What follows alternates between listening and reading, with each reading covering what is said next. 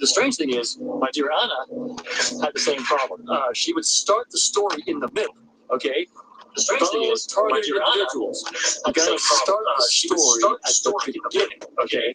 So that means you gotta say, okay, who you are, when this happened, how it happened, and what the overall picture is. Then you get into details about, yeah, this might happen, there's cars pull up, and there's these people all standing around, and they say the same word to me, and it happens everywhere I go, and there's 40 in the house, and all this stuff. Because otherwise, when you start talking about this stuff, even to fellow targeted individuals who have experienced many weird things themselves, they will think you're an incoherent nutcase, and they won't want to help you. Okay, friends? This is really important. I just want to say that again to all fellow targeted individuals. If this is happening to you for the first time, it causes panic, it causes upset, but you have to get control because you want your life, okay? Even though now you're blacklisted by the world satanic government, that's who's doing this, okay? Don't make any mistake. Who is doing this to you? Satan, okay? And do not go to police. Do not go to government authorities, because guess what? They all work for Satan. They are the ones who are doing it. If they serve these government agencies, they are in on it. They are part of it, okay? So it's not, and if you go to police, they have a whole procedure set up to, first they have to send you to a psychiatrist to determine if you're sane, and of course that guy is paid to say that you are schizophrenic for telling them what you're going to tell them. Okay, so you can see, obviously that's not going to work. So just wanted to say that to fellow TIs. Another thing too, I'll show a picture of it here on the screen. I just wanted another great tip if you're a targeted individual is Satan will attack you with noise. Okay, so a really great thing to have is Peltor earmuffs. Okay, and they cost maybe about $30, and or whatever they cost. But even if they cost $50, it's well worth it, man. I get snap attacks all the time. I just know what I call idle. They'll pull right up to where I put my car parked, and they'll just run their engine. Just make it be out of the blue. There could be tons of empty space, but they'll pull right up next to me and start their engine running. Or Satan will cause. I know it sounds really paranoid, and has that happened to you? I don't blame you for thinking this is, it's just reading too much into it. But I'm telling you, dogs just start barking, okay? And Satan knows he'll continue what he knows bothers you, okay? They have a whole list. See, this is what's hard for the person that's first targeted. It's hard to believe that they actually go to these lengths. They have a whole computerized system where they have, it's not just, random beasts with big claws and teeth. Yeah, I told you they have big claws and teeth. You can see they're monsters. They're literal monsters. If you saw these things, you'd crap your pants if they were right in front of you. But they have to operate in such a way that they're generally not allowed to do that. But you need to understand, they go by, it's a procedure. It's not just, some, going, all right, now let's try this. No, it's very methodical. They know what they're doing. It's psychological warfare. They want you to be so upset that you can't think straight. They want you to commit suicide. That's the whole point. That's what they want. They want to make you so angry and so frustrated that you slip up, break the law, assault somebody, do something else, and bam, they got you in prison, okay? It's happened plenty of times to plenty of people I've talked to personally, and I know that this is real. Luckily, that didn't happen to me, and I had the advantage of knowing about the police because it actually was the police that were stalking me, so I kind of used my common sense. Well, if I go to the police about this, how's that going to help? And then with further investigation, I learned, oh boy, it's a good thing I didn't, go in and try to report or complain about it because, oh boy, they'll find, who knows what will happen if they find you schizophrenic. I mean, who knows? Maybe they'll take away your driver's license or something, and you probably certainly can't buy a gun. Not that I'm saying you should. I'm just saying, things like that, or running for public office or something. I wouldn't hold your breath after being diagnosed as a schizophrenic. It just blowing me away that I don't know. It's hard. I'm listening to you, Donald, and it's like, man, it's like I want to believe so bad, but I'm thinking back to what Nicki Minaj and B.O.B. You know, why would those guys risk their lives, their professionalism, where they're at right now, to even say something like this? Mm-hmm. You know, and that's why I'm tripping out. I mean, you know, these guys are making millions of dollars. You know, Nicki and B.O.B. and they're very famous people, and all of a sudden they are talking about cloning centers. Yeah. All right. I've gotten into talking about. Right, okay, so I'd just like to say hi, Donald. My name's Lisa, and this is the Cry Freedom Show at criticalmassradio.co.uk, broadcasting from the UK. And it's great to get the chance to speak to you, Donald. Welcome to Critical Mass Radio, and how are you today? Thanks, I'm glad to be here. Pretty good today, I guess. Just a bit worse, you know. All right, I'd just like to say, I first became aware of you some time ago, probably about a year or so ago, and I got to see some of your interviews that were on YouTube, and I did listen to a number of them. And it's great to have you here. It's great to have the chance to talk to you directly. So thanks for agreeing to do this. And your first UK interview. I've got to just tell people it's pretty in-your-face, scary stuff, this, which no doubt a lot of people out there are going to find incredibly hard to take in. And I'm not making any judgments either way. I'm just giving you the opportunity to tell your side of it all based on your experiences, yeah? Yeah. Okay, so I know you've got a lot of stuff to tell us along the side of exposing the so-called Illuminati for what they're doing. So perhaps, Donald, you could just start off by giving us a little bit of background information on yourself and how you got into all of this, and when you first became aware of what was happening to you and you got involved in this. And I know some of this is directly involved with your mother and how she was a sex slave with the Illuminati. So if you want to start on those lines, that would be fantastic. Okay, well, let's see. It started when I was 5 years old. Only I was memory repressed back then. Everybody, all kids that are brought there to the cloning station are memory suppressed. I didn't know I was a clone at the time. I thought I blasted into another dimension, something. Sure. Well, originally I was brought there to be what they call a diddle kid. They call it a diddle kid. And my mother knew all about it. My mother was there. She was there when she was younger as one of these people. She basically sold me out for free. But only it wasn't going so good. I just scream and cry. And they said, well, what else can you do? Can you do anything or dance? And so I sang out this song, and a famous person used it. And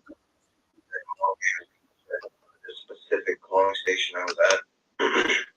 And of course, I kept on making songs to keep the greasy old people off me. And then it just went out of control, and then they started thinking that I was some kind of freak, like some kind of link to God or something, because I come up with these songs that have been like the way that they do these cloning things. It's a different kind of cloning. There's the one where it comes up from a baby. It's replication cloning, but this is duplication cloning. They grow a fully formed duplicate of you, and they grow them like 5 at a time, because sometimes they come out grown twisted. They have a malformed hand or something. So they scrap them, throw them in the chipper, and go with the other 4 for backup bodies. But the way that they do it, they can only put you into one of these kind of clones. It's called a Mark II REM driven clone. They can only put these clones when you're fully into REM sleep, which happens like after about an hour and a half after you fall asleep, you go into REM sleep. They just have a machine next to your clone that's on a rack and laying there like a dead body, breathing real shallow and stuff. And it's got a feeding tube down the throat, and when a light comes on a machine next to your clone, somebody presses a button on the remote, it says this light says that you're in REM sleep, full of REM sleep, and they can activate you then. If they activate you before that, you'll be all disoriented and go psycho and stuff. But yeah, so when you're in REM sleep, they can just bring you there. I tried to do the alarm clock thing, but when you wake up and you go back to sleep again, you just go right back into REM real fast. That's how it works. Rapid eye movement, stage of sleep. That's how they do it. They call it a consciousness transfer. They transfer consciousness into a clone, and they basically just give up their ability to have dreams and nightmares, and they just go there and walk around and talk and stuff. Like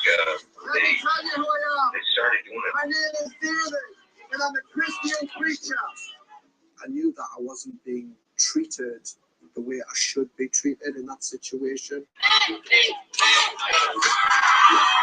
This is where I was set up. This is where the crowd began to gather. Does God accept the LGBT community? This gentleman asked the question, does God accept the LGBT community? Yes, this is the first for me, being arrested for so-called misgendering someone. You are fully aware that this is a man. It's absolutely worrying, you know. Just because somebody feels like a woman or they believe they're a woman, if we simply say, no, I don't agree with you, I believe that you are a man, you can be arrested for that and prosecuted for that. Wow. Does anybody else have a question? Do you have a question, young lady? My name is David, and I'm a street preacher. And very recently, I've been arrested by the police, charged, prosecuted for misgendering a person. You are a female. You are a woman. Okay. Do not be confused. In the beginning, God made them male and female.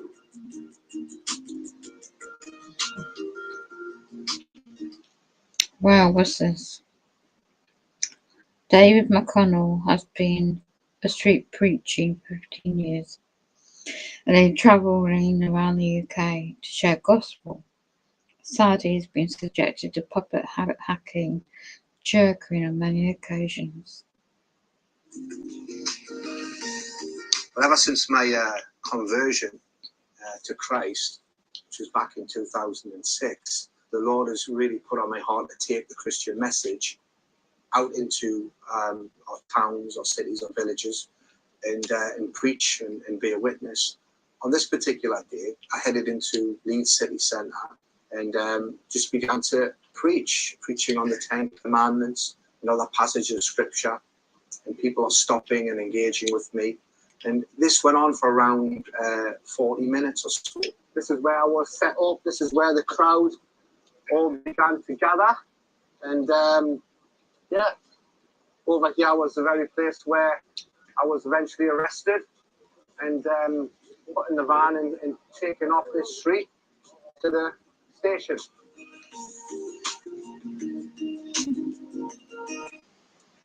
On June the 8th, 2021, he was preaching to a growing crowd in Leeds City Centre in England. He was approached by a biological male, self-identified as a trans woman? I'm not too sure, but it says that on the channel and video, which questioned whether God accepted LGBT community. So, okay.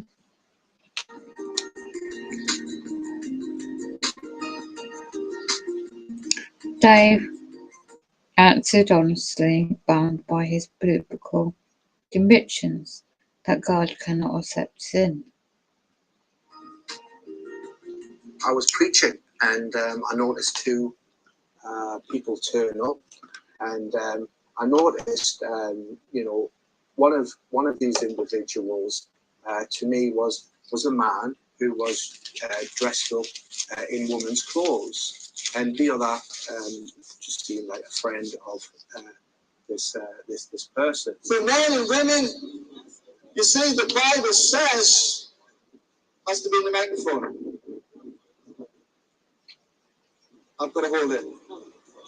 Does God accept the LGBT community? Just transgender. No, God hates it. When people ask questions, as they do, I refer to people as a lady or a gentleman. If a man comes up and asks a question, and for one reason I don't manage to get his name, I'll say this gentleman's asked a question. Same with a lady. In this situation, when the question was asked, he turned his back on me and walked away. So I was there to preach and engage with everybody, and I referred to this individual as a gentleman.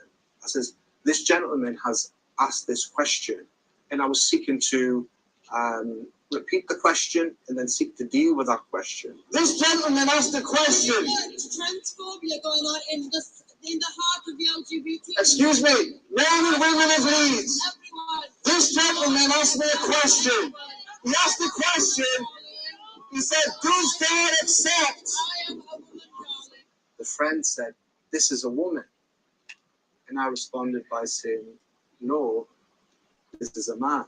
You know, the evidence of my own eyes told me that this person was actually a male, a man who was dressed as a woman and behaving as a woman. You're aware she's a woman?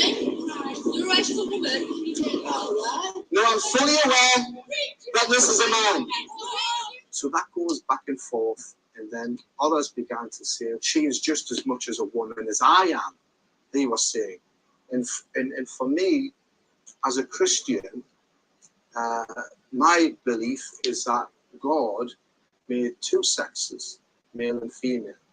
That's my religious belief, that's my scientific belief, it's my philosophical belief. I've always believed that, in fact. What I'm doing today is legal. I have free speech, freedom of expression. Yeah. The brief exchange between Dave and this individual quickly escalated to members of the crowd hacking and chanting hate speech at him.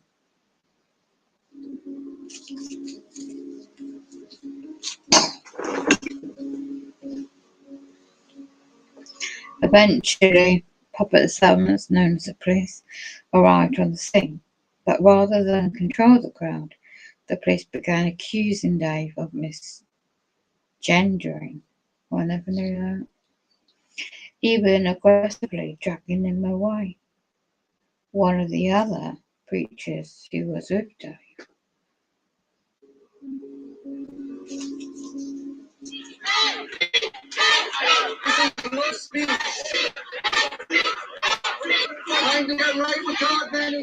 The whole time that the police were there, they were clearly hearing what I was preaching. You know, there's no abuse of the language from me, obviously, there's no hate in my tone of voice, just preaching biblical truth in love. But there are people within this crowd who are stirring up trouble. So they just thought I was coming from them, and it seemed to me that the police were just focused on me as if I was some bad person there that, was, saying loads of hateful things, when that wasn't the truth of the situation at all. You're using actions and behaviour to cause other people alarm and distress. We've got people coming up making up. I'm not talking to you, so come out of the way. My gosh. All I had done was speak the truth. And for me, I think, how could it ever be a crime to speak the truth? Because I've been criminalized, I've been charged with a crime for simply expressing the truth that this person in front of me was, in fact, a man and not a woman. He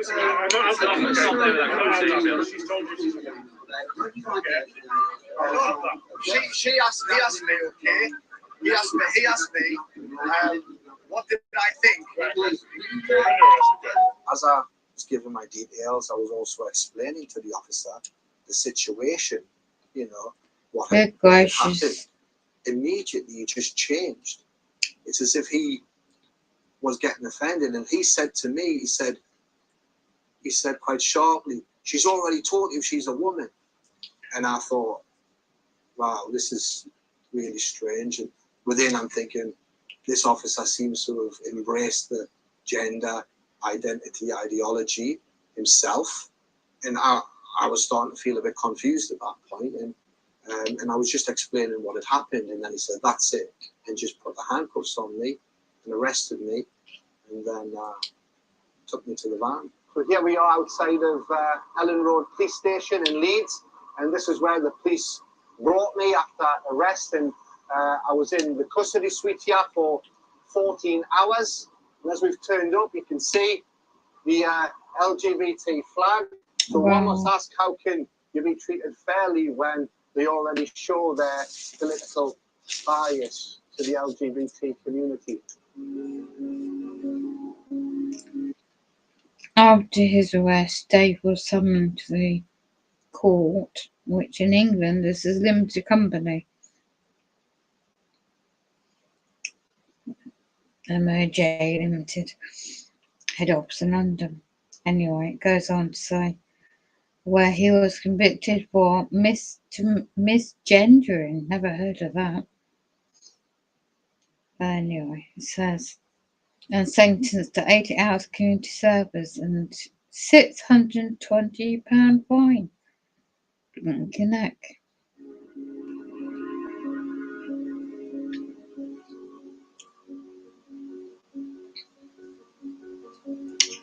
Wow. Yeah, it's completely unreasonable that I would be arrested, charged, and even prosecuted, you know, for speaking the truth, you know, that this man is a man. While at the same time you have people in the crowd who are threatening, throwing things at me, swearing at me, even stealing my amplifier in front of the police. And the police have done nothing about it. And, you know, here I am now doing community service and paying back a large fine for simply preaching and speaking the truth and being faithful to God and to what I believe. They proceeded to raise awareness that an individual can be prosecuted for misgendering, even though there is no lawful obligation to use anyone's preferred pronouns in the UK. Good gracious. These are demonic times we're living in. That's the first time I've heard of that come across in England.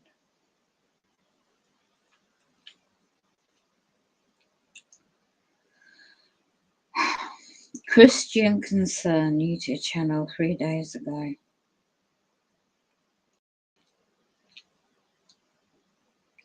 Satan is using this sneaky tactic to destroy our society.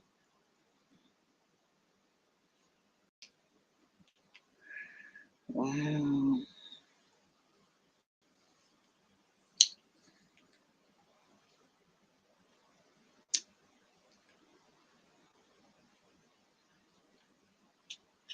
Never heard of that before.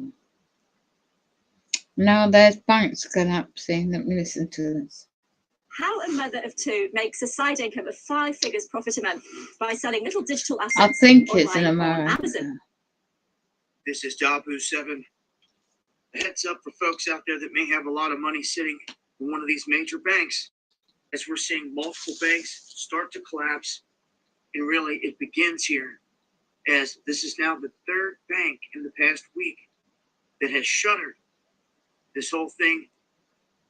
Today, seeing Signature. The Signature was one or two banks that was widely used in cryptocurrency, like Silvergate, it's a company, which collapsed on March the 8th, 2022. 2023.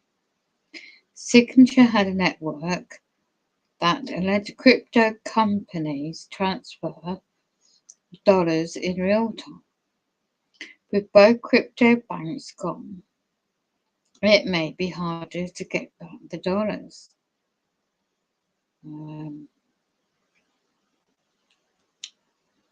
There's okay, Serial Heads News, I think it's called.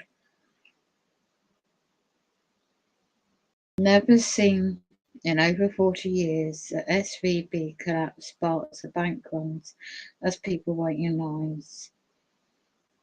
Today's date. So Friday morning surge of Silicon Valley Bank Company by the Federal Deposit Insurance Corporation, FDIC, underscores the banking sector's vulnerability, exposing the Federal Reserve's lack of foresight in combating inflation through aggressive interest rate hikes that has caused regional banks to crumble as venture capitalists and others with inside knowledge of panic withdraw to staggering $42 billion in deposits before the SVB Bank, that's in California, America, collapsed. An old-fashioned bank run reassembled at one of the banks, classic to the 1940 film It's a Wonderful Life, has ensured involving ordinary people. Let's go down memory lane and revisit the bank scene. We've already seen that movie a long time ago. At which elite investors and depositors removed $42 billion from the FVB on Thursday, truly impressive, causing the most significant US bank failure since financial crisis just one day later. Unfortunately, small banking clients had insignificant time to withdraw their funds, leaving their unsecured deposits likely lost. The FDIC only provides protection for deposits up to $250,000. On Saturday, just like the bank run seen in that movie just quoted, and video served on social media, of people queuing up outside BBC branches and other SVB exposed banks trying to panic withdraw as much as they could. And that's on Twitter. Just like 1930s all over again. This is my bank in this morning, Boston private bank recently acquired by Silicon Valley. There's other photos of people queuing up. Other people's Twitter accounts posting there. On Sunday, Treasury Secretary Janet Yellen said banking regulators are working to resolve failed SVB with a focus on depositors, but didn't elaborate on the details. Yellen told CBS Face the Nation, I think it could be a TV show, not sure, that despite the SVB collapse, the US banking system remains safe, well capitalized and resilient. She said officials are working to address the situation in a timely manner. Meanwhile, as Jackson, I don't know who that is, writes, this might be the beginning. There's another Twitter post. On Monday, 100,000 Americans will be lined up at the regional banks. That is tomorrow's date. And I don't know how it impacts England, because there's a branch in London apparently. Most will not get it, and this went from Silicon Valley insiders on Thursday to the middle class on Saturday. Main Street finds out Monday. Wow. The question we posted yesterday to premium subs was Silicon Valley Bank unique, and who is next? And while all the US banks parked some of their money in treasuries and other bonds that dropped in value last year thanks to the Fed's fastest rate hiking, and it took it to an extremely new level, as Bloomberg notes. SIVB's investment portfolio swelled to 57% of its total assets. As the chart below shows, and it gives a quotation and a financial figure, as fear spreads this weekend, even more people are likely to be lining up in front of those regional banks on Monday. And Monday is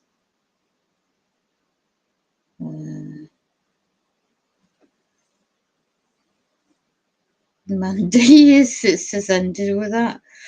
And there's another Twitter post from a source. SVB financial depositors will get 50% on Monday and Tuesday, and the balance based on realised value over the next 3 to 6 months. If this proves true, this individual that is posted on Twitter. It says, I expect there will be bank runs beginning Monday AM at a large number of non-SIB banks. No company will take a... Let's have a look. Bill Ackman.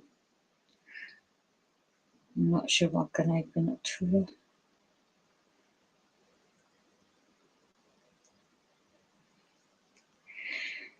Let's have a look. Oh, he's an investor. I am along America and I am just trying to be helpful. If it's disappointing that the SUHLE and others assume I must have been hiding the agenda for personal benefit, it would be rather for me to say nothing instead of it being more helpful. Somebody's posting the Fed may or may not realise it, but it has created a two-tier banking system. Systematically important banks, these are the too big to fail, and the biggest banks, if you have money there, it's a true deposit. You can't lose. Two-tier, everyone else, if you have money there, it's not a true deposit. It's an uninsured loan to that bank, and you choose it, and you lose it in a bank failure. Didn't know that. Now tell me, why would anyone use the Tier 2? I'm just reading some posts on Twitter. Maybe they shouldn't have. They should have fought against being regulated like any other banks, and maybe the people who would deposit there should have looked spectacularly and the sweet benefits they were getting.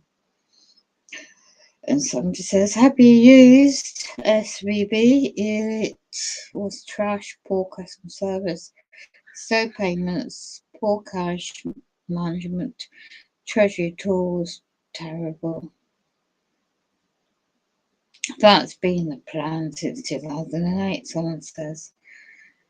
Wealth transfer and centralisation of money under the big banks. Then there's CBDC comes in. That's a digital currency. And the rollout over all your deposits into digital deposits. And you have no choice but to submit to their will. Wow. You have over 500,000 followers. How does the content of this tweet affect... Oh, gosh. Well, let's go back to the article. So,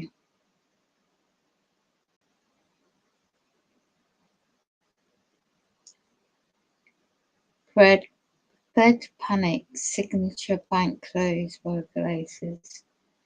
Bonds, Bitcoin, bullion surge after Fed bailout. I've listened to that. Look at that article.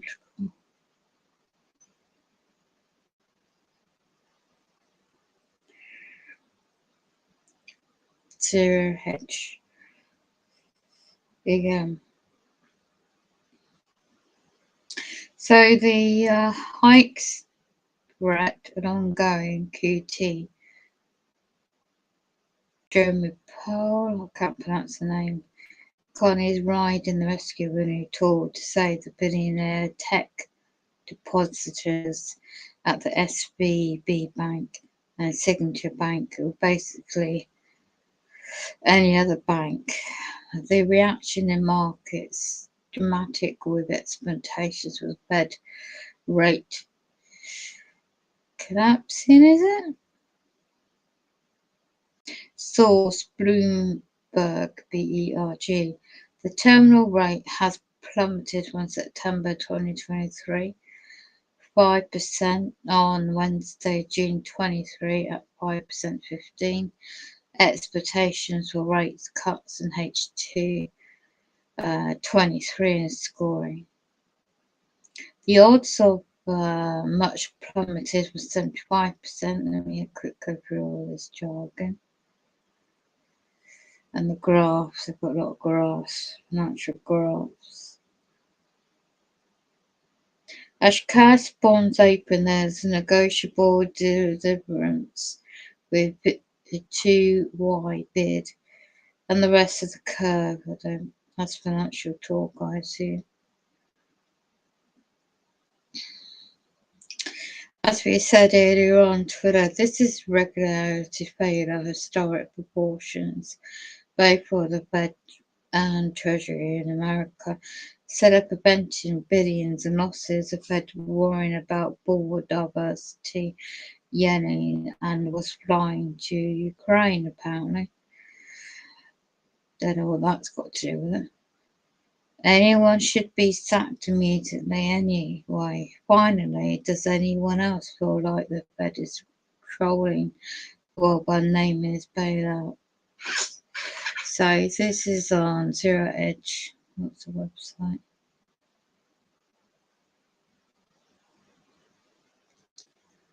Just trying to get the website. I think it's .com. That's based in America. Wow.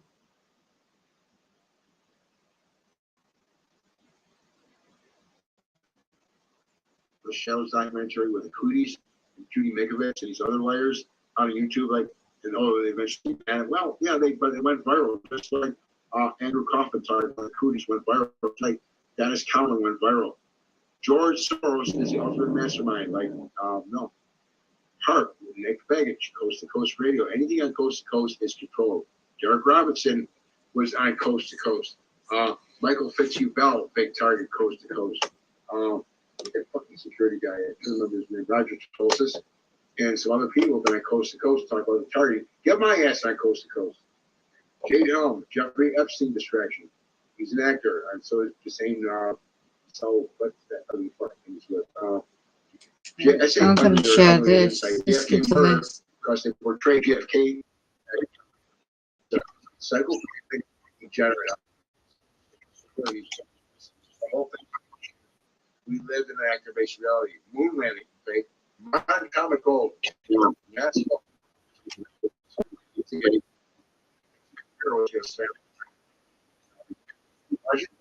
Against. I thought you mentioned it because I mean,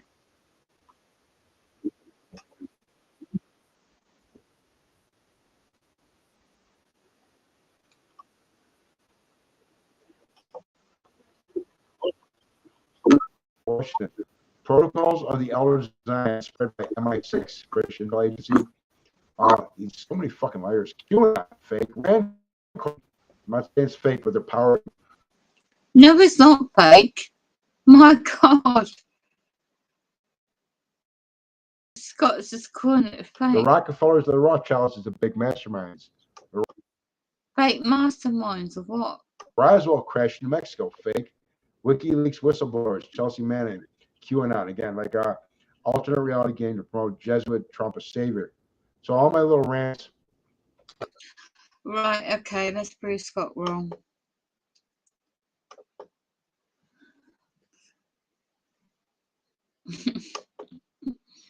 Oh, another opposition trying to distract people from the truth.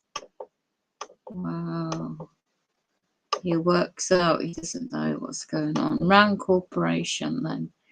So the New World Order, the Rockefellers would be a good start. The demonic side, he's not spiritual, it's obvious, he's not thoughts about faith or spiritual things. So it won't be that long. He doesn't look into properly. The Rockefeller file. One may want to look into. Donna Marshall also is on here. The content. You go, the family that prays together. Oh my gosh. This was published 1976. I was only a child then.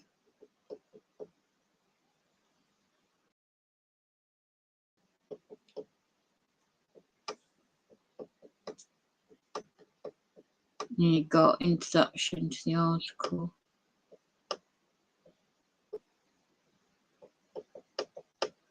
And you got the Nelson A. Rockefeller, vice president at the time, was a solemn and serious PV. So it goes into background, original. And they come into, basically, they sell at the Club of Rome, you know, the Contacts Club of Rome. And there's background, the history to this was because they come across oil.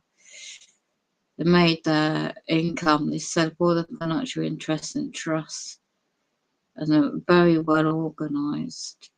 September 1916, you've got the worth of oil holdings. J.D. Rockefeller's oil holdings alone was 500 million at the time. And he was the first American's first billionaire. And it just gives you this, the breakdown. And now the brothers Rockefeller's inheritors, colossal fortune, use their massive wealth, power, and privilege to create what they call the New World Order. So the term comes from. Seen at the right and the left in the picture are the board of both for the Council of Foreign Relations and the Chase Manhattan Bank. Winthorpe, deceased, because a few of these have died. And they've been able to infiltrate financial systems, healthcare, medical, housing, not just in America, because it's expanded out for their corporations and trusts set up. That's where they made their money in Standard Oil. Broke up in 1911. Old, he simplified, created some new foundations and gave his stocks to them. So it's just a good background, and how other people got on board and the economical side and where we are today. So educate yourself, you can find that on that website. Let's go back to a stream, what else is he saying? And the falsity of both the online TI community and truther communities. I don't know if he's a Jesuit. I'm trying to remember what society he is. Rosicrucian. I don't know this stuff well. Tommy knows stuff real well. So, yeah, I guarantee I walked around people getting G-stalked. I use the word gang stalked. I guarantee it's like, yeah. But I mean, like, so that's a world I didn't know existed. Like the fake truthers. I listened to Alex Jones for like God a few months. And I said before, I like this. He just pushed so far. Like I said, what the fuck? He's not saying anything solution-wise. So in a way, I did like learn from these fakes. But if we didn't have any free will, they wouldn't have to go to this degree of trying to mind F us with a small army of online agents lying to us from websites and videos, podcasts, social media, forums, and blogs. That's always. So I'll put the links in the chat again. And like you guys listen to the replay. Right. It's in the description box too. Oppositions all good stuff. From the Roman. There you go. Don't have to waste At least time it's on got crap. that. The Roman Empire. This is just different parts of the same website. It's good stuff. And this website, by the way, says not secure, but usually it's not going to be a risk. Illuminati hope. I've come across a lot of really good websites that I know are legit, and like it says not secure. Does that come across? I don't know how many links in my research, like 100. Let's have a read. Illuminati Hoax. Who's the author of this website?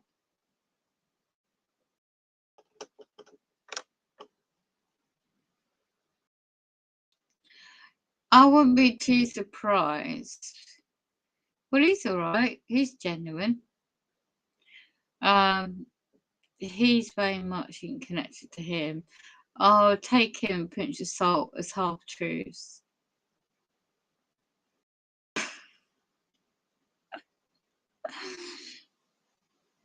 The illusion of a free. There's never been a free internet. It's military control from the word get-go.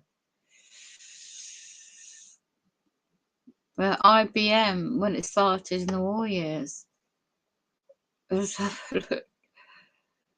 The Illuminati hoax subject. The Illuminati is an organisation funded by the Jewish. Yeah, I knew about Adam. Can't read. Uses distraction and media stint by the Catholic Church, media and the internet age by controlled position like Alex Jones. He's quoting quite a few. Jim Mars, no, you've got to do your own research. So, yeah, I agree with David Wilcock. Though repetition of Illuminati often associated with Rothschild's family and also used as distraction. That's not a distraction, as I just showed you, it's evidence. The one symbol eye and the one symbol pyramid symbol of the top down the wall of the Draco. No, that's quite true, the Draco. And also used in Freemasonry. Oh, wonder the author. Wonder the. I don't know where the. I think this is a blog. And has become a pop culture. Okay, so let's see about the Draco. It's satanic. It always is satanic. It's also known as satanic cult. It's one of the most current rulers of the earth. It has a long history dating back to wars in the stars. Yeah, starseeds. There's a lot of truth about. There's reptilian, non-human entities, the fallen demonic entities mixing with woman, a fair woman on this earth, biblical history, and having offsprings, Nephian. Somebody shared me a link, and it's a lot of truth in that. The three pyramids, this just gives you an idea. You see this symbolism everywhere.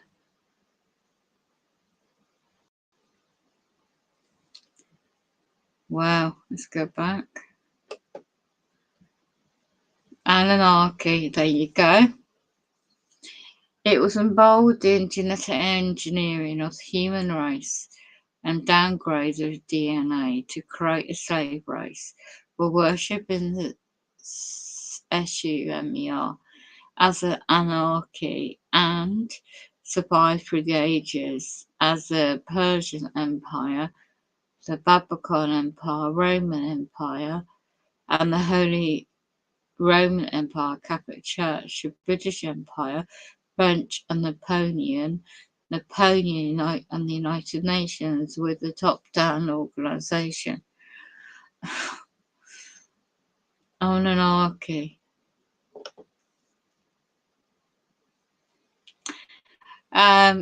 Was of God of the rulers of the Draco Empire on Atlantis, apparently, and worshipped in, it quotes Syria and Babylon, responsible for manipulating DNA humans. Let's have a look.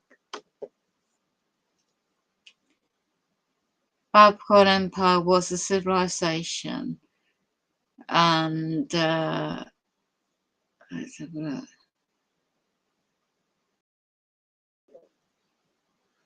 Oh, look, to conquer the female energy of the earth in the country now known as Iraq.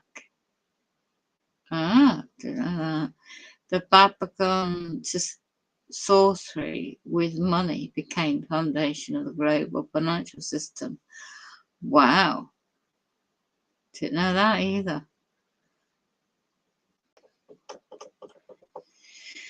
1894 BC, the first Babylonian dynasty worshipped with the Anunnaki god of Sumeria, fertility gods, became Asia, Venus, Egyptian Iris. The sun was worshipped as, I can't pronounce that word, Mars as Nojagal, Mercury as Abu. 1890 BC, Sumerian king list the Babylon, can't pronounce it in other word, used the 12 months Lyra, and it quotes the names I can't pronounce. 18,000 BC, Queen of the Night, relief with the lions and the owls, practice sex rituals. Really? Practice that which represented the sacred marriage of male and female. Okay. There's an image there. 1793 BC, invents a code of law, cites URs, and I can't pronounce the words again, influence of, and I can't pronounce the empire name. Babylon, biggest city in the world of the time, is conquered by the, and I can't pronounce the three words. 1359, Berea Bernash, is it second? Compons with the Egyptian pharaoh, quotes who it is, about a possible marriage with his daughter. 11,000 BC, King, I can't pronounce that name either, eclipses of the occult. Oh, I can't even bloody well pronounce all these names. Oh, quick nose. So it goes reference 970 BC, Legends of King Solomon. 855 BC. Let's have a look down.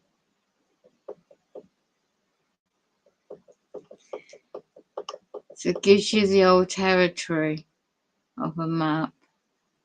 605 BC. That's in the Middle East.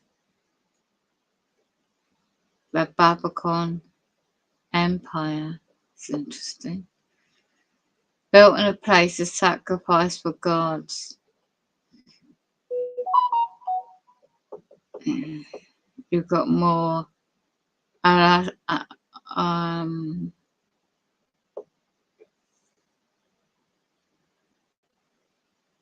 I've heard Astar name before. You've got the great conquerors of Babylon allows the Jews to return to Israel. That is 539 BC. That's interesting. Alistair the Great conquers Babylon. That's 331 BC. So the certain mythological law was copied by the Jews captive in Babylon to write the Bible. Really?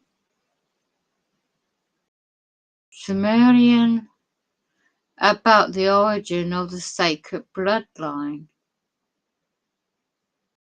Enlil became the angry, jealous god. Let's have a look at that. God Allah or YHWH is an entity conscious of a male, dominant, jealous, angry that rules from 4D and is worshipped in the Satan cult the Draco Empire, the Egyptian, Babylon, the Roman Empire in Christianity, by the Catholic Church in Judaism and Islam. It controlled billions of people throughout the pineal gland. Religious programs and practices and intense fasting and praying to activate the pineal gland and one-eye symbol, after which its followers give up their own authority, become more dependent on the dogmatic and conviction of being superior, being the chosen ones. The Sumerians worshipped Anunnaki, the Vedas with genetic engineering skills as creator gods that demanded worship and sacrifice. Really? In Egypt, the god energy was worshipped in the front of the abyss, masculine symbols. Pharaoh, quotes it is, in brackets it says Moses, abolished the I can't pronounce that word, introduced, and I can't pronounce that word, the worship of a creator, God, that created the universe and human beings. Let's go on to that link. Was an Egyptian pharaoh of the 18th century dynasty and ruled in Egypt 1352 BC. Paid in Egypt with the worship of the sun disk at the city, and it quotes the sun grazing, a daily morning ritual. He was the son of a queen. It quotes it is the Nordic bloodline, and our bishop married to, quotes it is, the father of, as a statue, he was described as a figure with wide hip and large skull. He moved to, where the hell did they get this research from? Wow, I can't read it all because I'm tired. Right, so let's go down. The Christianity keeps its followers in the guard program with the Bible as central text. Really? And Jesus Christ is central figure. Christianity is that quotes something to do with a word I can't pronounce, the soul of worshipping death and rebirth, cycle the sun, invented to the black sun Saturn and the cult of Baal. Is it? It uses the symbol of the cross.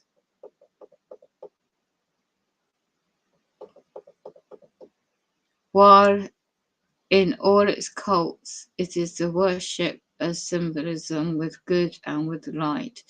It is a passive, dominant energy responsible for centuries of wars and torture. Well, I've known about that in my history lessons years ago, religious wars and things. And forms of abuse. The Jews use the guard program to worship Lucifer. Do they? Didn't know that either. Intervention, what becomes black good becomes evil, and dark disguised as false light. The Catholic Church of British Empire continued the cult of Baal, the United States obelisks in Washington, London and Rome. Freemasonry worships the God consciousness as the great and architect, is it, of the universe, worships of the pineal I can't pronounce that word now, of the eye of God, one eye. Masons created what? The Masons created Jehovah's Witnesses cult during the 19th century, with scientists, institutions like the Royal Society spread the doctrine of atheism and, I can't pronounce that word either, translation. The left-wing church postmodern doctrine of nothing is true. Really? Richard Dawkins, Sam Harris, Christopher Hitchens played the role of new atheists. The Chronal Ritual is a continuation of the God program, extreme control, restrictions of thinking, and veiling the Bible. Oh my God. The Bible is a written text used by Catholic Church, Church of Rome, an institution of the Draco Empire of the Egyptian, Sumerian occult Christianity, with Jesus Christ as a central figure. Christianity is a combination of solar worship, death, rebirth, the cult of the name Bible is driven from the Greek biblical, B-I-B-L-I, the books and those chose the 33 parallel city Babylon known for its export. What? It's called Jesus Christ one. Savior God program used in Christianity, a Satan cult, with the Catholic Church Roman remains institution and the Bible central text. Christianity is a combination of ARYAN, solar worship, death, rebirth, Black Sun, Satan, and the cult of BAAL. It uses the symbol of the cross. The cross represents the heart energy, the higher the self that can lead to a spiritual death and rebirth. The Catholic Church uses the concept as a literal story to demand worship and dependency. Jesus Christ is the Fisher King, represents the dawn of a new age of Pisces. Its story of death and recreation is the annual death rebirth cycle of the sun.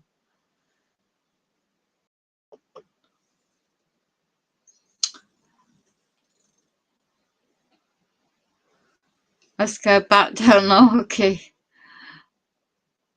if there is one. Third eye, look at that.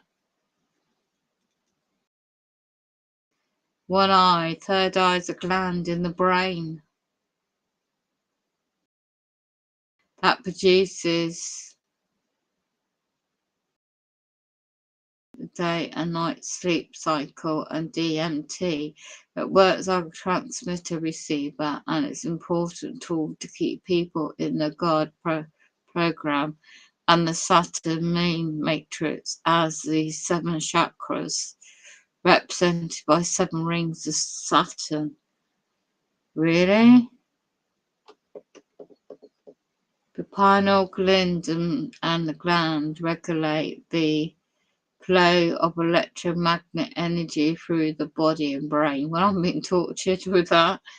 The pineal gland transmits frequencies and the pituitary gland receives. Like the other 2 human eyes, the pineal gland as a sensor, it turns light that touches the retinas into, can't pronounce that word, when they register the light and produces melatonin, is it? Reptiles have a similar pineal eye. Oh my gosh. It also produces hormone DMT that serves as a gateway for sympathetic universes of the asteroid realm. I had thought as much as a connection. The asteroid projection realm. The God Matrix brings described as a machine helps the occult of Satan. Saturn teaches that is the consciousness to a source in bloody hell. This is quite in-depth articles. I'll go back. One can lose.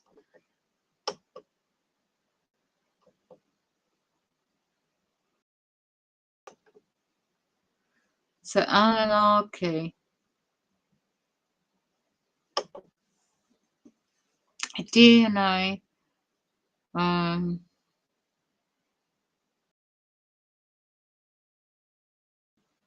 This goes into the structure of the DNA article.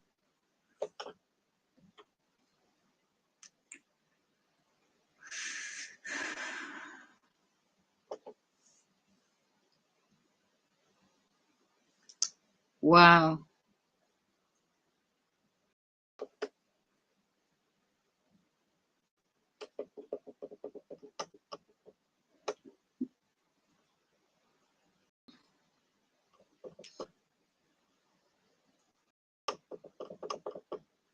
Let's see if there's an author of this website.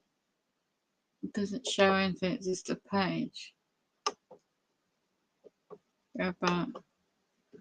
Call position. So there's no author. Is there?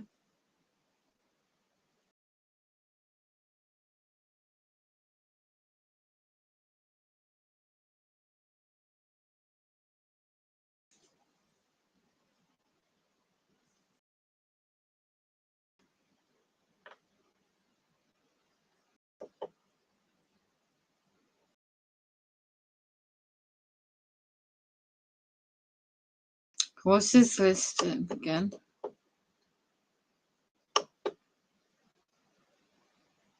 The all channels on YouTube, Google with large following are controlled in contract with the communist internet in China. In Western countries, a lot of distractions, descriptions of false oppositions, controlled oppositions down below, right? So let's have a look. Right, United States claims.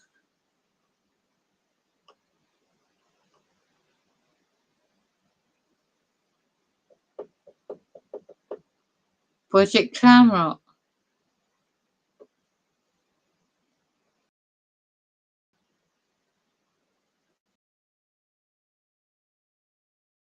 Alex Jones.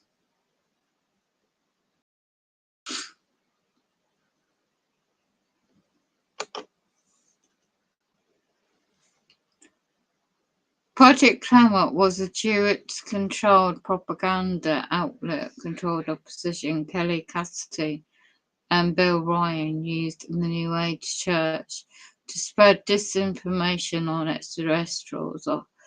Operation Paperclip. Really?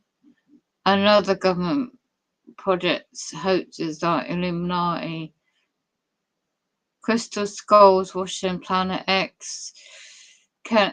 Really? Kennedy Cassidy was interviewed by Sheen Stone. Clamrock is a reference of Kim Arthur.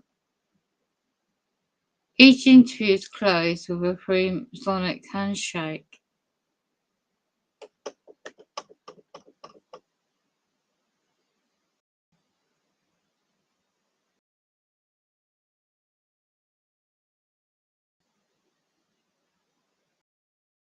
Look at that.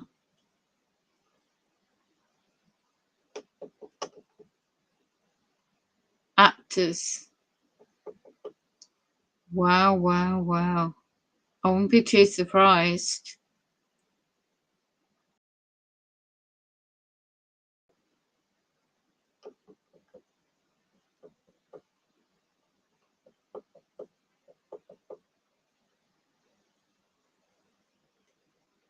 Duncan Pumpkin on MK Ultra. No, MK Ultra was bloody real. Still is. Yeah, well, question mark and James caught Cashbot, but the other one, Mutz, was killed for what he knew. Yeah, I don't think much to James Mars coast to coast.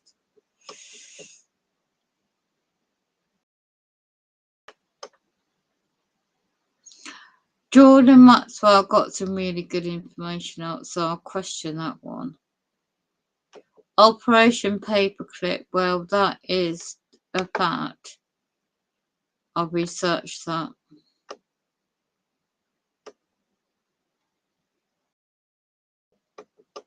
No. This individuals, some of the information on their site is they must have a beef or something. Some information on this site is not correct. Matt Spires is 100% genuine. He's not disinformation. No, definitely not.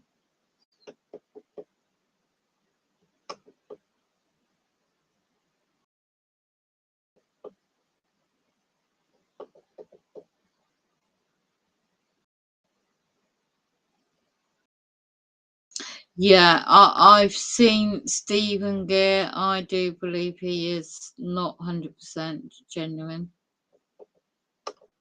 Right.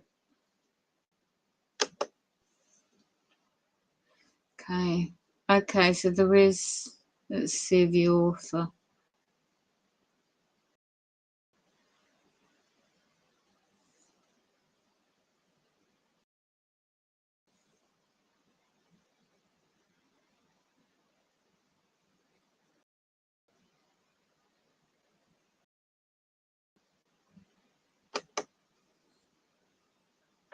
Who runs the world? The elite families already covered that.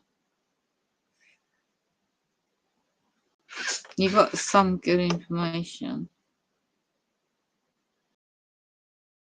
Let's see. They've covered some ancient. Yeah, Knights of Templar, the Druids, Skull and Bones. We've got some facts right. Here we go.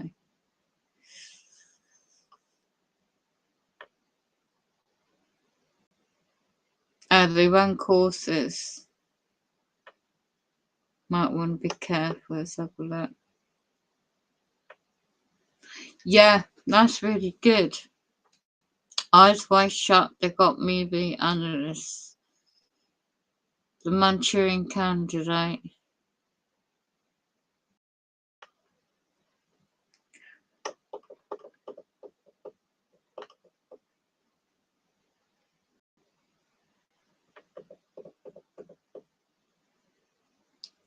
So it's all religions are one. Respect researchers, they call themselves Martin, Mickey, someone, Joe, Van. Where are they from?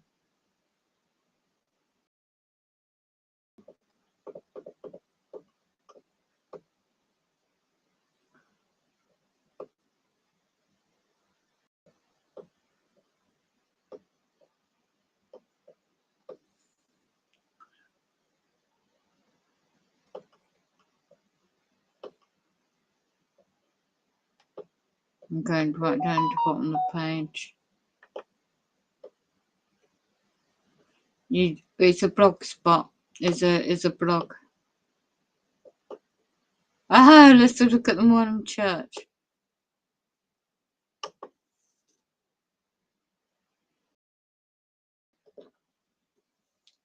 Mormon Church is a cult. I knew that. Involved in mind control and paedophilia. Oh my, no. Oh my God. Oh my God. Oh my gosh. Oh, I knew they were a cult since I bloody got out of it.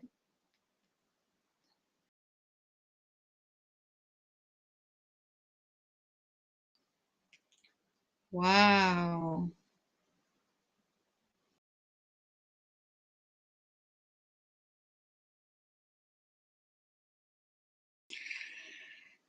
I better check my stream. I get something out I need to do. Oh, hello, Mo. I didn't notice you.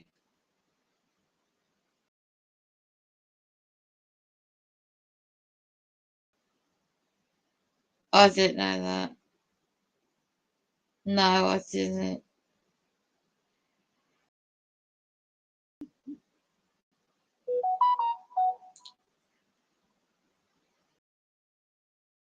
Have I still got them in on screen? Am I sharing that? What am I sharing? Oh, hello, Mo. I didn't notice you. I'm not sharing that. This article. Okay, let me. I didn't know that. No, I didn't.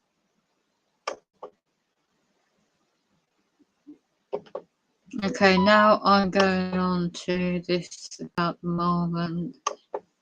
I've still got them in on screen. Am I sharing that? What am I sharing? Oh, hello, Mo. I didn't notice you. I'm not sharing that. Right. He used folk magic with charms, stony rods, and talisman, the magic based on the work of the advocated for multiple wives. He used techniques as stones like John Dee and later Aleister Crowley. No. In 1823, he claimed to have been witnessed by an angel. Smith considered independence near Kansas City as a new Zion. Kansas City plays the role of Wizard of Oz. Really? And Franklin was the hometown of Walt Disney. Oh my gosh. The Latter Days, the End Times translation from Age of Pisces to Aquarius, announced to be the Book of Revelation in the Revelations. His wife Emma was a member of the Methodist Church. Smith was a friend of Stephen Douglas, a political opponent of Abraham Lincoln, who proposed the Nebraska at the start of American Civil War. One of the first presidents was Henry Harriman of the elite family. Well, I knew they were involved somewhere.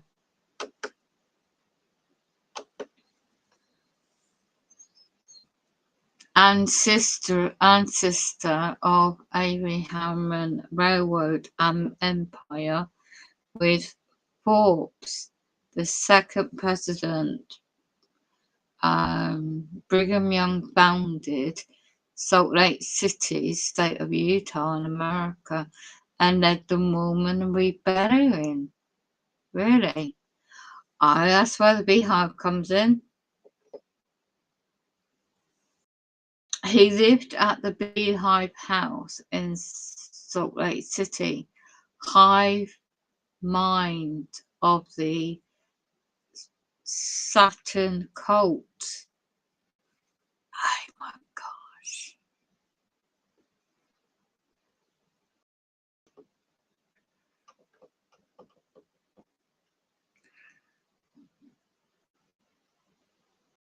Based his Sherlock Holmes story of independent society. In 1844, Joseph Smith was killed by an angry mob. His son, Joseph Smith III, was also Freemason and president of the church in 1860. Look at that. In 1890, he stopped preaching multiple wives. In 1895, established Graceland University of Idaho. Frederick Smith used pine note with something in rituals. In the 30s, John Barlow, Council of Friends, created the fundamentalist Mormon cult, which, in 1956, the Los Angeles, California temple was opened on Santa Monica Boulevard in LA, close to the UCLA. Claims to have 16 million members. Mormon Church uses indoctrination techniques of the Jews. Indoctrination from childhood. I thought as much. Accepting the church is about truth. Intimidation, non-conformers. That's what it is to me. I was only 17 or 18. J.B. Woodley wrote Mormon Cult, a former missionary, reveals the secrets of Mormon mind control. 1986, Warren Jeffs became president of Fundamental Church of the Jesus Christ after they sent.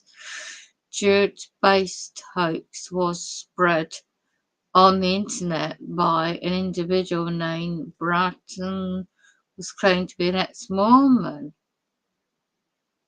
I know there are underground bases, but I'm not too sure about that.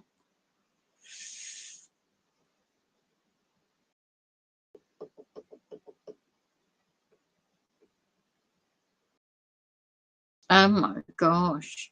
Warren Jeffs was condemned for rape and incest. National Graphic A&E, both owned by Harvard, made documentaries about Jeffs. And Matt Stone created the Book of Mormon, the musical. Oh my goodness, really? The Mormon Church is closely associated with Boy Scouts of America, pedophilia agenda. Wayne Perry and other people quoted here. Oh my gosh.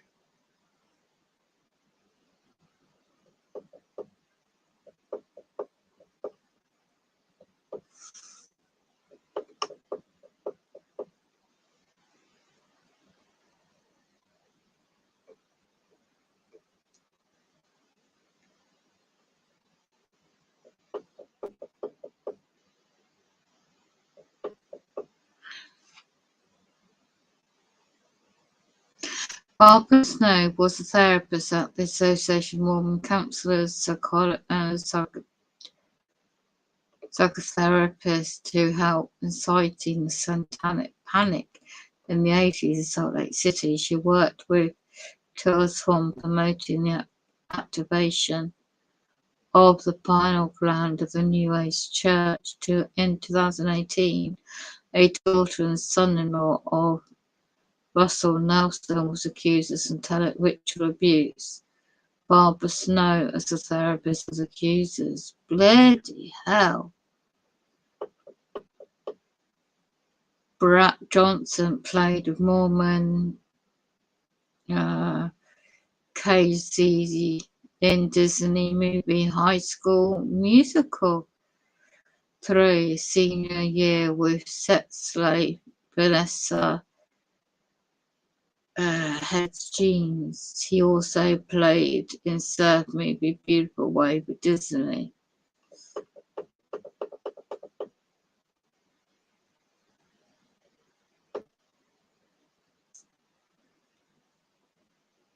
Wow.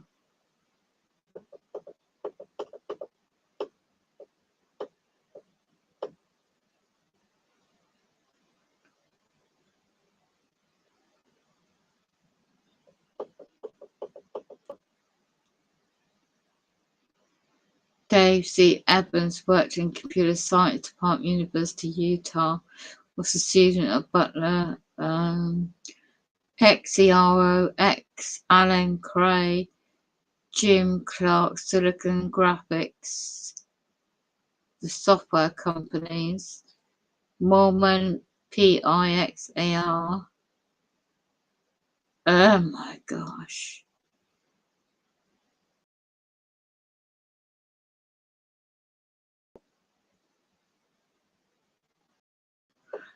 Oh, look, they helped created the internet with MIT, NASA, and Stanford University Institute. David O. McKay, I remember him, the 9th president of Mormon Church, was a friend of Hollywood director. No way. Cyril D. Miller, indoctrinated with Christian Science. Donny Osmond was mind-controlled to play the child Horace in the Isle of Horrors in the media and music industry. No way. With the entire with music industry MGM Records with Osborne Brothers and Jackson 5, the Osborne Brothers played in a series of Travels and James. Oh my gosh.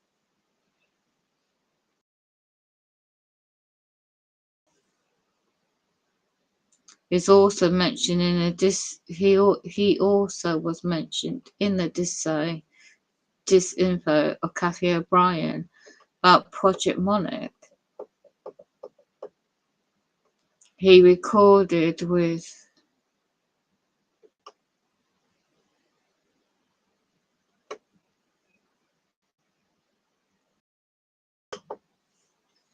oh my gosh.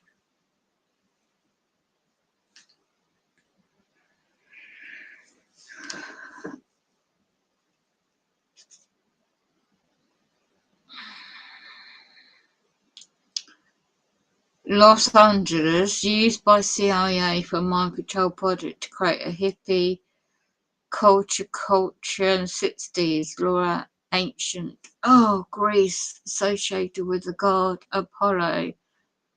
Numbers of close to the home of Madonna, Jack Nicholson, Roman well-known actor names. It's a map of the area in America. The project was modelled on the community associated with Switzerland.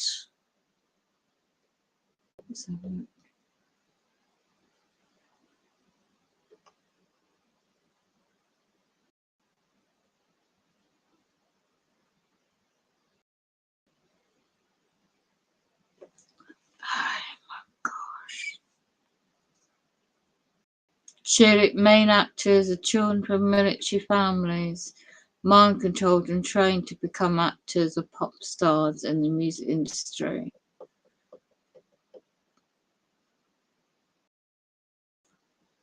Wow.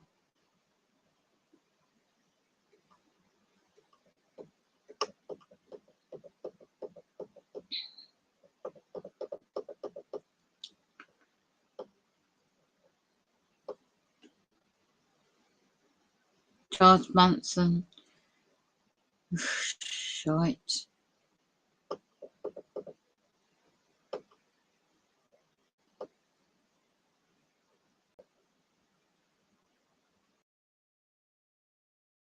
Go back.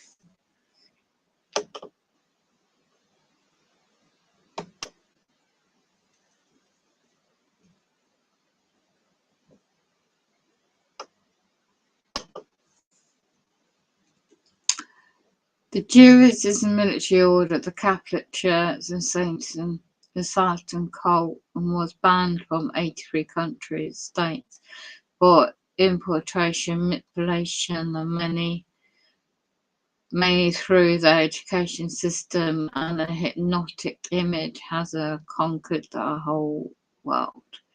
The order works as an alliance with the British Empire. Really? Skull and Bones Order, Malta, and United Nations, while eventually it would worship. Hold on.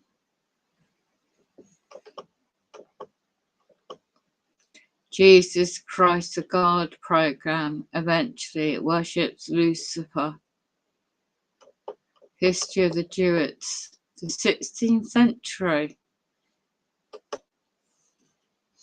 After the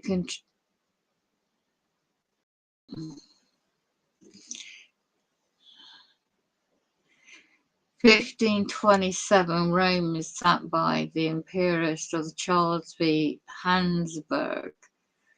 1533, Henry the Third, I think, declares himself head of the Church of England. He declares himself.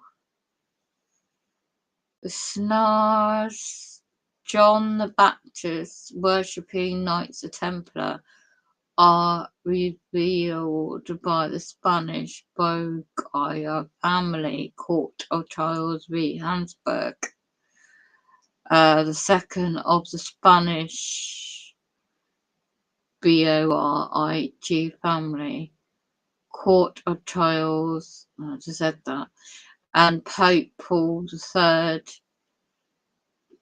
the Emperor of, I can't pronounce that word, the bloodline, later intermarries. Wow. Incest. Oh my gosh. August 15, 7 men in the Cypriot of St. Denis Church were the last Templar were sentenced and taken oath with the, I can't quote that name, the leader, I can't quote the family name either, has a wolf symbol on their coat of arms. Oh my gosh. This is ancient history. Oh my lord, the aim is to fight the Protestant Reformation of Martin, is it Luther, as a war between Lucifer and Christ to eventually establish a okay, look at his work. It's called Saturn. It goes back to the, in Egypt, Saturn was the set god and of chaos, the witcher of the sun, and good god Horus, who took his eye, the eye of Horus, the pineal gland. Bloody hell, this gets a bit down the rabbit hole, this one does.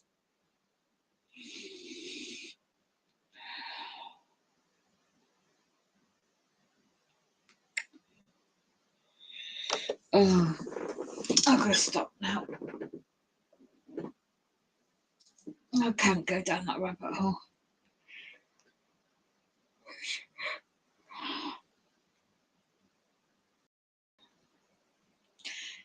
Check, okay.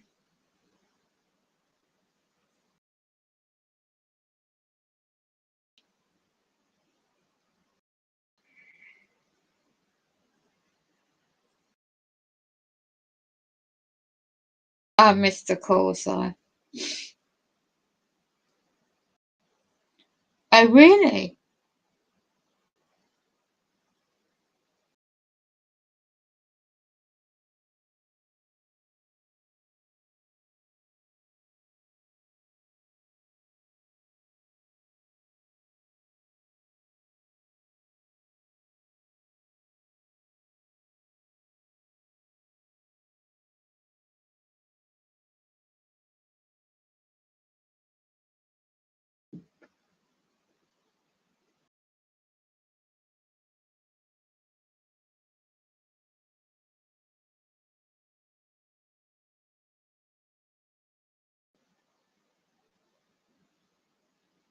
Okay. Ow.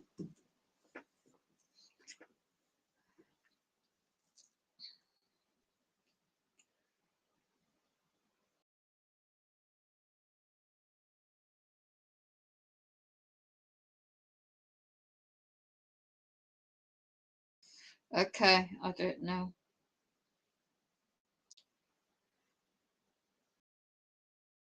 It's still on.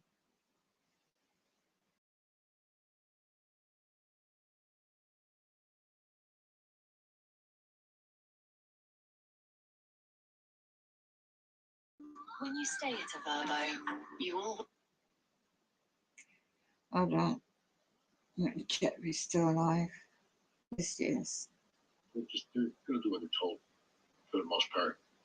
But I said before, heat imaging, radar, satellites, whatever they are, drones. I saw this before. So, I mean, it might not happen the way we think. They're trying to bring the country down, but they're doing it slowly, methodically. I don't think it's just going to happen overnight. Oh, yeah, Mo's not here. Spread faith. Mo, Mo's in the thing. Well, Mo sent me an email, basically criticized me, tell me what to do, and Mo's not going to be here anymore. He can attend the thing if you want. I won't put up with that shit from anyone. I'm not an ego trip. I'm very accessible. I answer emails. I answer that's not good. I answer Facebook Messenger. I only talk to 3 people on the phone. One of them means the world to me. But I mean, other than that, I just no one's going to tell me. In fact, I'm grateful for compliments. Can you hear this, Mo? Suggestions, criticism, but I've had people with 1 or no a few subscribers try to blow smoke in my ass, and thankfully I don't have an out of control ego. I don't have. I mean, I'm grateful for compliments, you guys. Don't get me wrong. Those of you listening on the replay, but I mean, I said it earlier, on the start of this live. All the things going on in this world long before the COVID thing started 3 years ago, and people are playing. I'm not saying about Mo. I'm talking about Mo's a good guy. He's a good heart, but I won't be talked to like that. But I mean, people are playing fucking games, and all these internet trolls, keyboard warriors, these fucking loser cowards trying to mind fuck me after what I fucking no. I mean, yeah. So it's a little shadow ban YouTube channel, but I have no problem banning fucking assholes. And I'm not calling Mo that, but I mean, he's just yeah. It's Carol, I welcome criticism. Honest to God, I do. But that's why I talk about wearing the color red. I'm not trying to say, oh, I'm going to wear red. I'm going to try to give someone an anxiety attack. It was a bit thoughtless because I get the color reds are upsetting some people. I should know that. It's the way you said, I can help a lot of people. Well, no fucking shit. Again, I talk to people one-on-one. Everyone is my equal, and I do. If you go is my equal. But I mean, the Coco Perks, these fucking domestic terrorist slaves, these communists, I literally look down on them. I look down on any asshole. I don't care if they're a millionaire, billionaire. I look at that fucking pile of garbage Tom Hanks. He's beneath me. These fucking assholes talking about the guns and the starter thing where his bodysuit and the tattoos, that fucking little hole, he's beneath me. And it's not an ego trip. I'm not reassuring myself. Every fucking fake TI channel, podcast, website, they're beneath me. And they're beneath all you guys. You're trying to do the right thing. Tommy has done really good stuff in his videos. Tommy Rogers' YouTube channel, I agree with every word he says, but I agree with a lot. But I mean, he's shadow banned. And this guy, the illusion, he's not the be all and all. He believes some stupid shit, but he's a brain decoder. Oh dear. It's what he. I'm not sharing that on my live. I'm not doing that.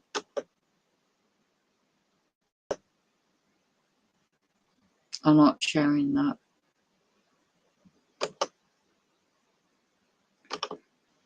Good Lord. Sorry to hear that. No.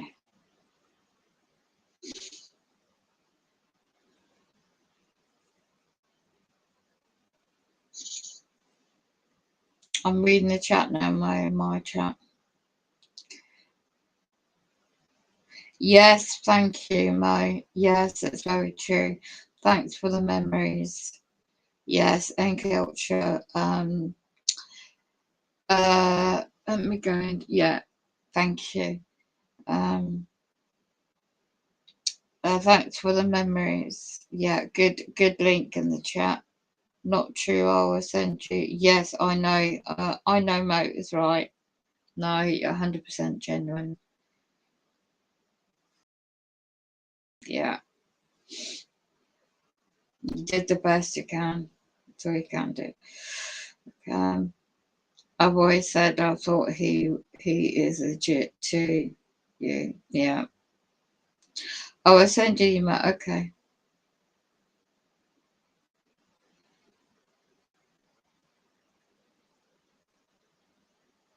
If I did not think he was legit, I would not share a channel. Exactly.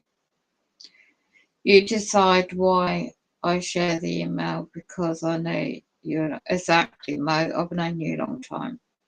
You don't mess about. You are genuine, I know that. Please read the chat now. That's what I'm doing.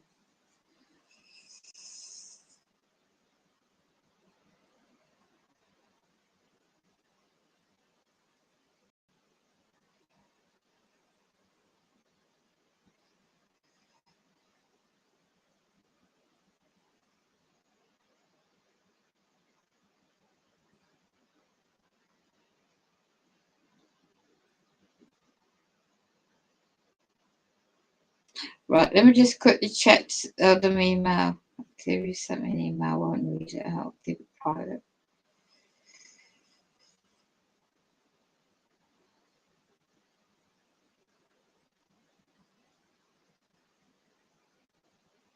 God, I've got a lot of junk in my email box.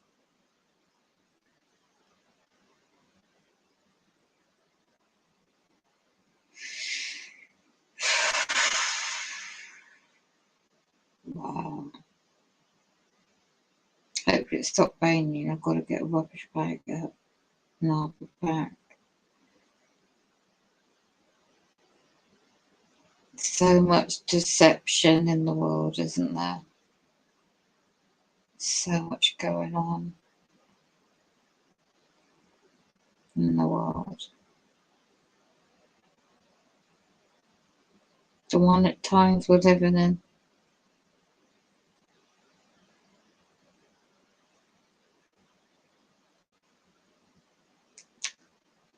They just keep messing about my email box.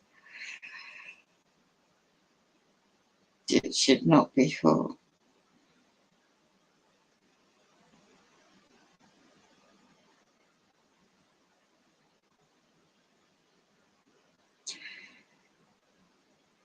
You know what they do, hacking my internet anyway, so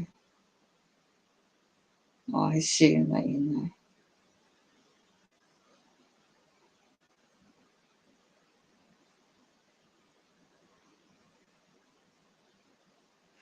Well, there's always a spiritual battle, isn't it? Always is. And all the rays in the Mormons. That's why I was targeted as soon as I left. Targeted by the Freemason connections. And the history is due. It's not a true Christian church at all.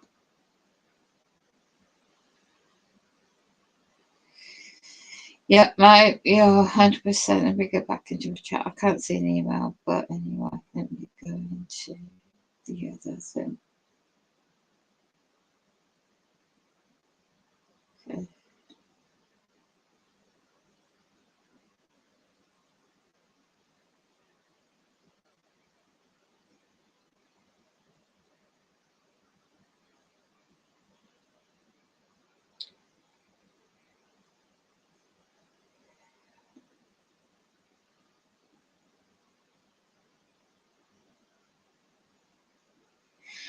Yeah, I'll just type back into the Discord, okay?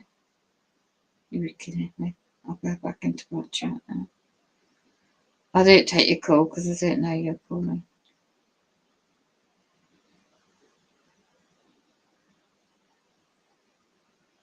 Wow. Wow. Okay, man. Wow.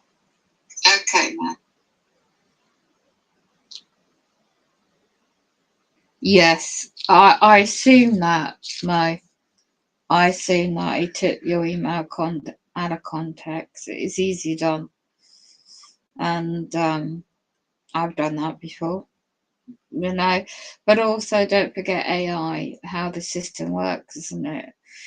I mean, especially when you're targeted, they can mess about with your emails and appear to be someone you expect an email or my emails. You should know why they mess about with my spelling. I proofread it and then you know, they mess about with content. Wow. Let's go into your links.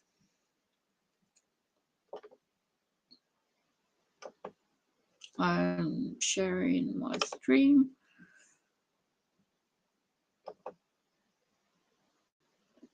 Excuse me.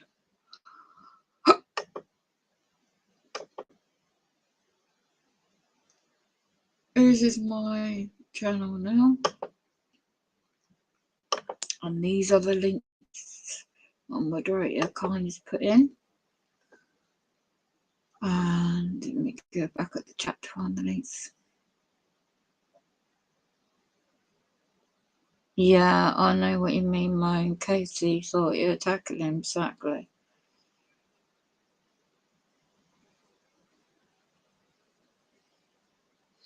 Yeah, he does a lot of health stuff, doesn't he? Bodybuilding, that's what I noticed. He don't know, he doesn't, it comes across to me anyway, he doesn't know too much about the NK Ultra triggers with the colours and you know, the red, the blue, and that kind of thing. Okay, no worries. I might get it because they're hacking into everything I own as well.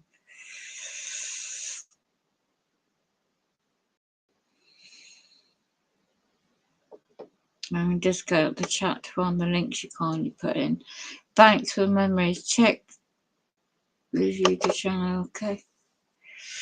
So I'm just sharing some links. The moderators put in. Yes, thank you. I've heard about this. Yes, I've already heard about this. I started covering this. The bank runs. Will there be a bank run? It's Monday now. It's going to happen. It's going to happen. I took some cash out the other day and just managed to get back in my dodgy wheelchair. This is a nightmare situation going on over here. Will there be a bank run on Monday? Are you ready if there is one?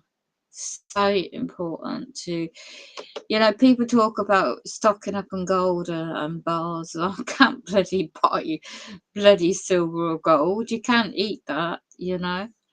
The dried things, you just prepare for things, you know, that you can eat without having to cook sometimes. I was always taught this. My late mum, the good thing she did do was teach us in the 70s when things were hard then and we had hardly any cash, is how to be self-sufficient. I can't physically do much, but I still haven't forgot how to have a backup plans and certain things. So I just had that gut feeling. When was it? What day was it? I hate going out on a Saturday. Being here all week, run down all week physically, exhausted. So it was a struggle to get out. Just literally wasn't even that long. And it was literally prayers to goodness me, you know, Jesus Christ, the Lord is real. Jesus Christ, the Lord of Heavenly Father, sending guardian angels around me. That I could just get up the road, get my cash, get the bits of food I need, because the weather's been terrible. There's no guarantee it's going to be heavy snow again. Or a power cut, you know, anything could happen. And with the bigger picture, with the digital currency coming in to crash the economy, not just in England, but the bigger picture. And when people were like saying, invest in this or crypto, well, if the internet goes, you're not going to get your cryptocurrency. And it's a control control system. And then other social media platforms I'm seeing people post. The data sharing is one shop I won't mention which one. Somebody tried to get some petrol and it was blocking them using whether they use a bank card or something. I'm not a driver, so I don't use a car, but she was trying to apply that she went to use the bank card at the petrol station, and it took £100 out of her bank of her card to store it for something. I can't remember specifics, but it will take a few days to get back in account. And it's a new system, a well-known petrol station, a well-known company in UK started doing. So I've been too ill to do any digging up about that research. But yeah, this link here, Mo shared, the bank, will there be a bank run on Monday? I wouldn't be too surprised. I assume it could be America, California, but I wouldn't be too surprised. I've already done certain things, kept certain things in a minimal in a certain area, but it's just not to panic, But anyhow, for those that are uncertain, there's comments people put in this particular video. So somebody says, I withdraw a few $1,000s from my local branch. The nice little lady bank teller asked me, I was doing with the cash. I was withdrawing. It's none of their business. It's your cash. I looked her straight in the eye and said, because I can't put out, I'm going to repeat that. She was speechless. Oh my gosh. There's quite a few interesting points in that video. I'll play that.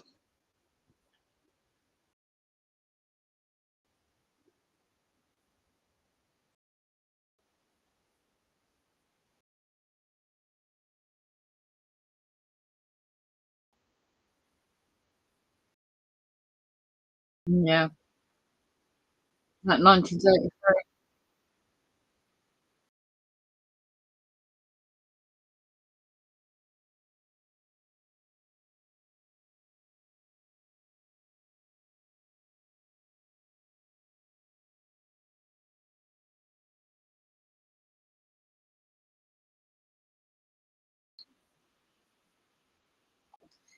Yeah, I can only quote what I know in England, how the banking system, financial system.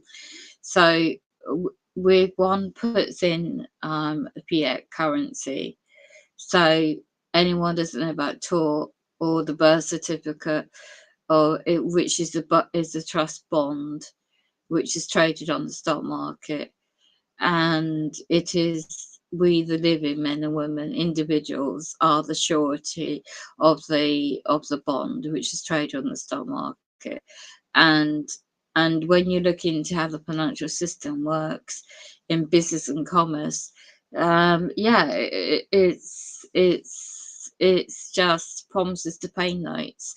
And when you look into Bills Exchange Act 1882, I promised to pay the bearer on the sum, on the demand of the sum of. So say it's English currency, a paper note, £10, £5, and you look at the wording on the back of it, it says that. And then if you do go and take it to the bank, they have to give you the value of that. But Bank of England isn't a company, it's a private company, and it's central London. So yeah, it's backed up with only the value of the individual as equity. So your sweat labour, if you're working, is creating the value into the economy.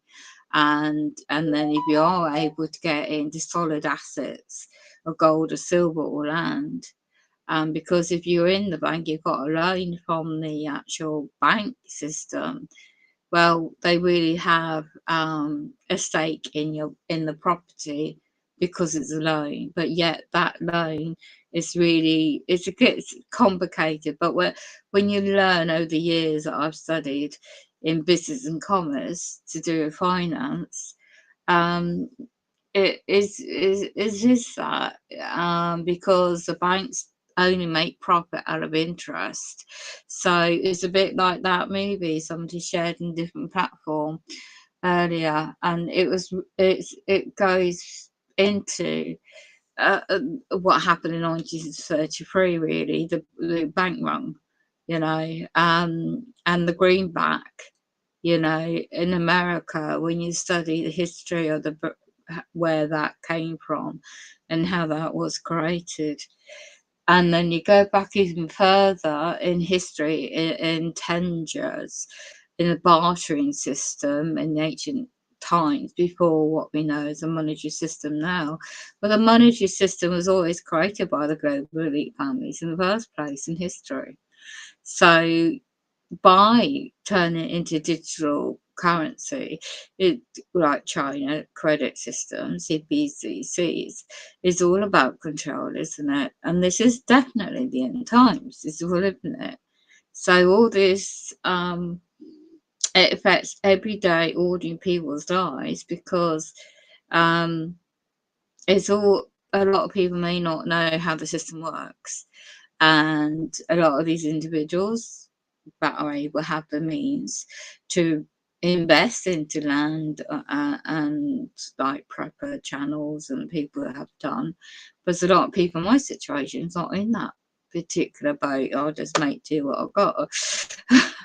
So yeah, this is a very useful channel. Talks about practical things as well.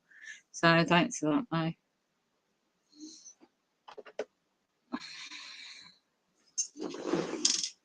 Check another link. Don't fear. This is what they go on, is fear and panic, and that goes for the subjects too.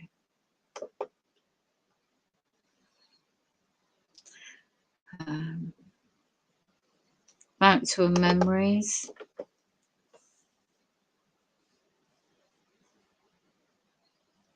Oh dear, my dodgy wheelchair. 2 new motors on it in December last year, and there's still a bit wobbly, and I've got to try and use it in a minute this time of morning to get my rubbish bag out. So yeah, I'm having to just rest all week still, being run down.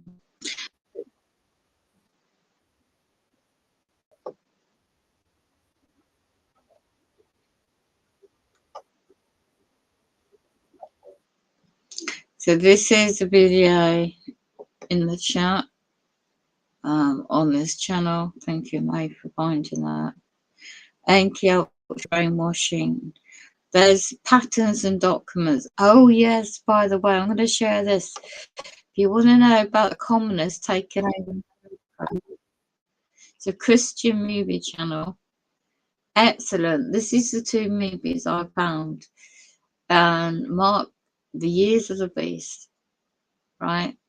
And it talks, change the subject slightly, it talks exactly about like the communist America, like Russian taking over America completely.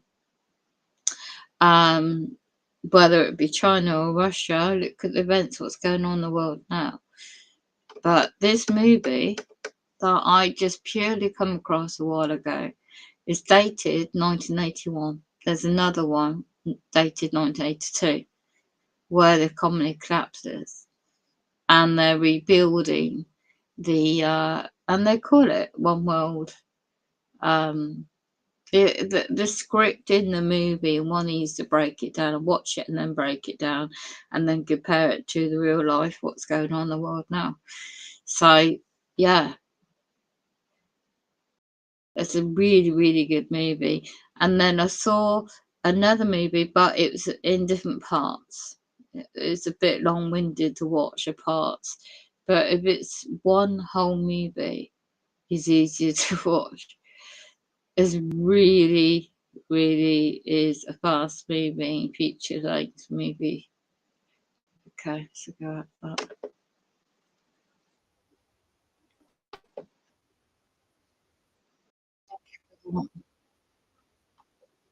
Thank you for that, May. Right, now catch up.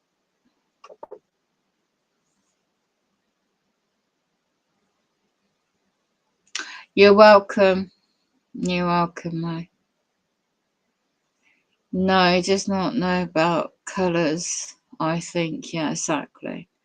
He said he does not know about all programs. Yeah.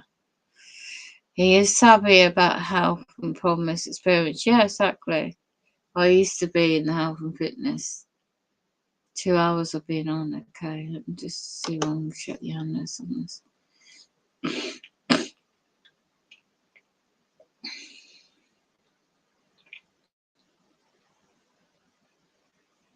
Okay, so there you go.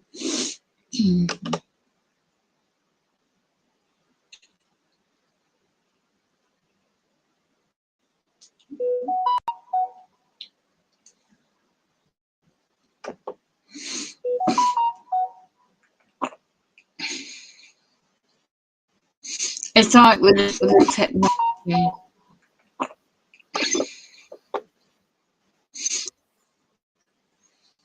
Okay, it's like with the feedback. Hold on.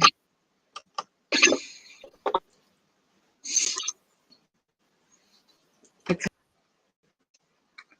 Am I sharing it? Okay, let's see what I'm sharing.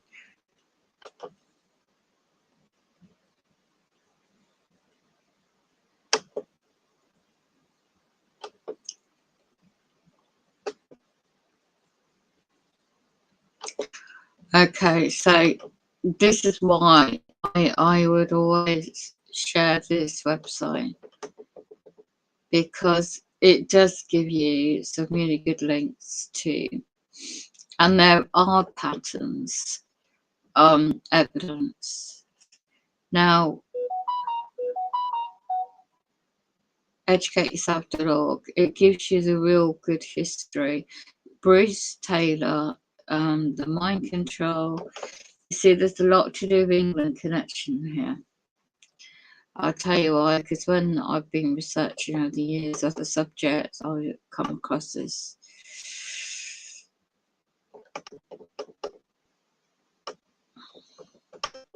I didn't know how deep the rabbit hole goes until I started researching. Demonic attacks. It's very demonic, all this. Very much so. The trauma-based mind control is very real. And yeah, they've got to create triggers. And they've got to split the mind. The history of splitting the mind, they have to traumatize the child at an early age and create the control of the brain, the human brain. They experimented on the human brain as far back in the 1800s. Now, I'll bring you forward to the war years, like in Germany, in the concentration camps. They unlawfully experimented innocent individuals captured there, and literally, the supply of children and adults, you know, for experiments was horrendous. These Nazi scientists were taken to America, and CIA just carried on with the experiments. So anyway, got exposed in the 1970s. They tried their plan was to alter the personalities of the individual. If anyone's seen a film called Manchurian Candidate, it's worth noting that. This is satanic. It's like this also, the Monarch Project, you know, and it's like that guy, he was 100% genuine, and they got rid of him years ago for horrendous thing. The underground dams around the world do exist. You know, this is very, very dark times. So yeah, what they did to Dr. Joseph Mangel, you've got wonderful expert first-hand knowledge of these experiments that he tried to come out in the 70s, 80s, and nothing really got done. So it goes, it's not disinformation like the other blog was trying to imply. I don't believe they know. They've got a lot of facts quite interesting and quite right, but a lot of this forthcoming modern sort of like current few years, 20, 30 years or so, it's got more extreme sophistication in the technologies Now they keep the kids in these, it's known as MILABs, US underground military facilities, and thousands of kidnapped children, not just in America. And then you've got adults, and these are non-human. I'm talking about also in bringing the subject as a heading of the reptilian, shape-shifting, demonic entities possess the souls of ordinary people. Yeah. So there's, I haven't found as much on here, but it takes a lot of research. But now what you've got on top is the World Electronic Mind Control. So you've got Tesla technology all those years ago being modified with the EMF microwave waves, the hearing, the frequencies. The body is made of frequencies. The cells are naturally, you know, made of water. We're not very sort of like, meant to be electrical, but they're ramping up the frequencies as well. That's going to set the body in its energy level too on top. So this article just goes, there is positive articles here too. So yeah, I mentioned Henry Kissinger. Subject the Illuminati mind control. It's just the other blog's helpful because it gives you the connection, i.e. when I left the Mormons, right, my late mum didn't know that it wasn't the truth, you know, a true sort of like spiritual Christian type ethics. And I'd never knew. It's just all I ever knew because I was raised in it. And now I know the beehives, the symbolism, why it's called the beehives for children. Wow, I was part of that as well when I was growing up. So it's sad. I know now why they made sure that I got excommunicated at 17 and a half. And my late mum sat out the room. And there was about, I don't know, about 8-10 men, me alone in the big hall with them, and being torn to shreds. And that was a part of psychological tactic. I know that now. But at the time, I hated my mother for years. I blamed her for what I went through. But it wasn't her fault.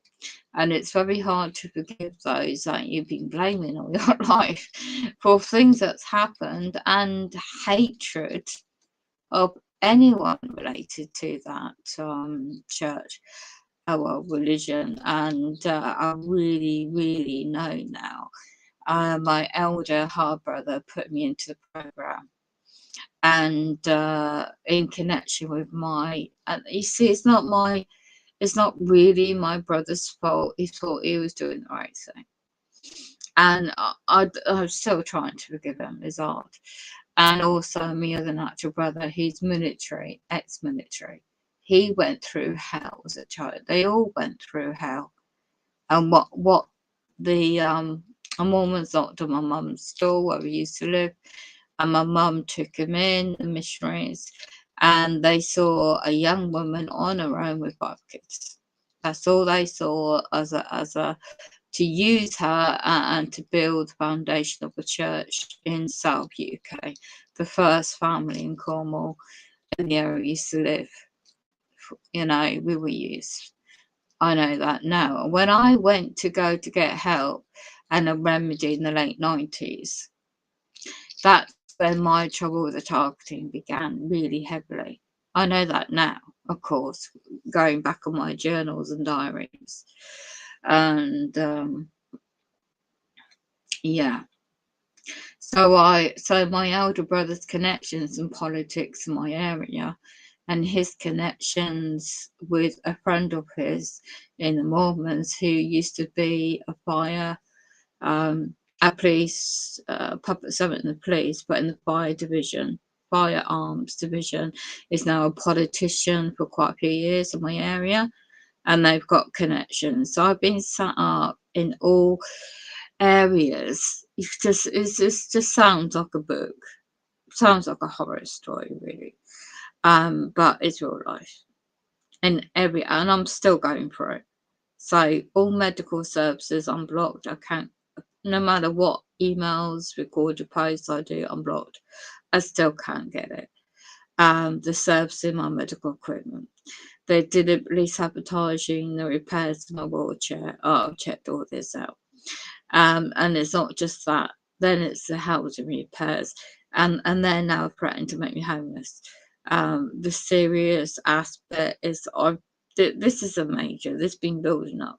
So I did all my letters, counterclaiming, and God knows if they turn up and bash my door in.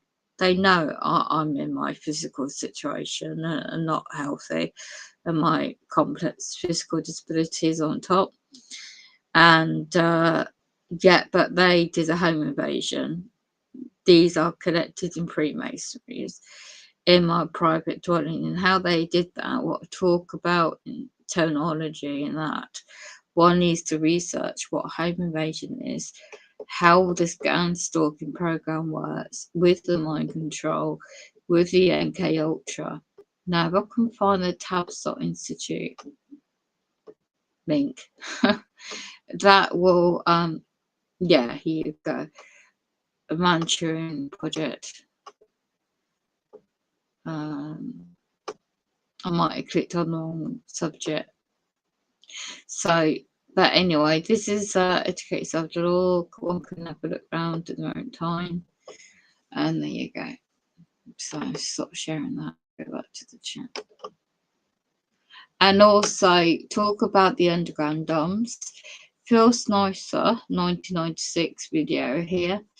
A reference of my labs, the military black operations, the reptilian subject in conjunction with it explains the tactics. He talks experience as an engineer blowing up the underground dams, preparing them, and what he encountered deep underground. So very, very demonic. Very, very much was the time.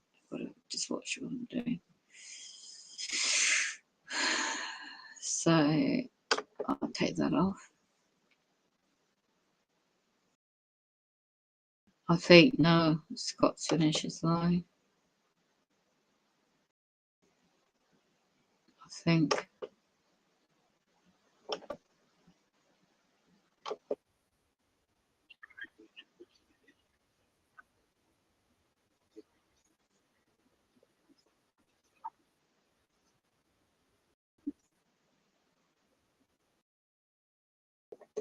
That taught sense. Scott now is saying about, I think he's reading off a script. Uncle John in his chat's genuine. I know about him for a long time. And the gang stalking tactics he just briefly touched upon. Wow.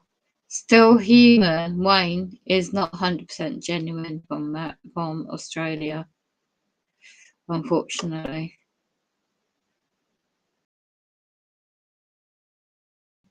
That's why he's changed his name to Uncle John. I can't click on this channel for me.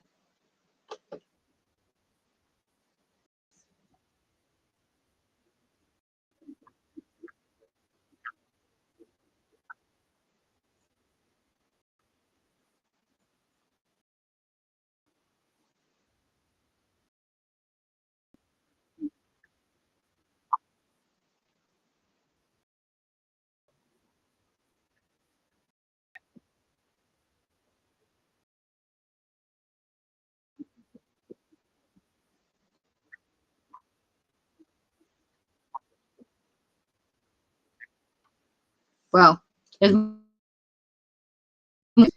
moved them all around the company for letting out these flats to do the operations around me. So that's why they want me out. So he's still alive. Let's go back to my chat.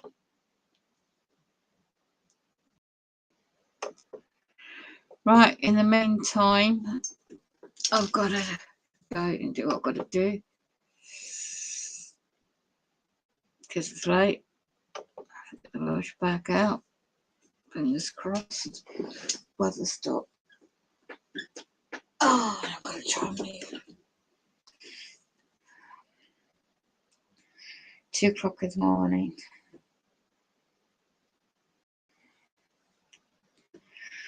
Right.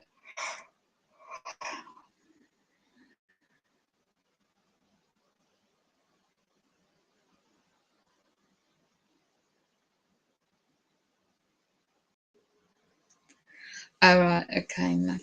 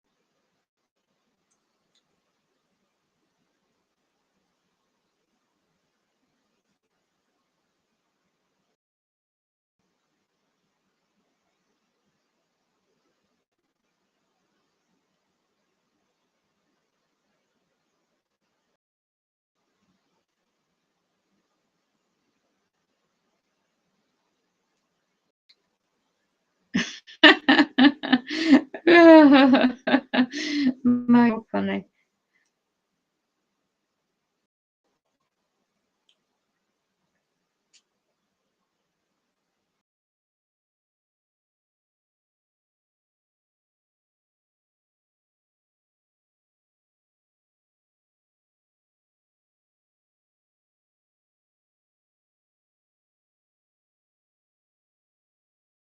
Yes, May, you're right on that point.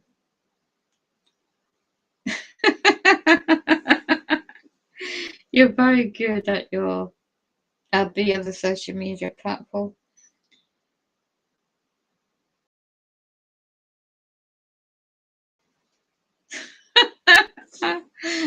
So funny, the characters you use.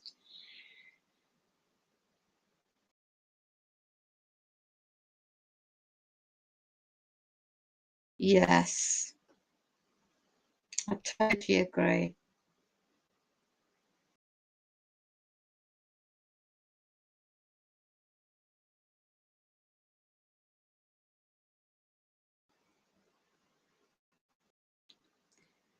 What do you call those images? Oh, images, I suppose.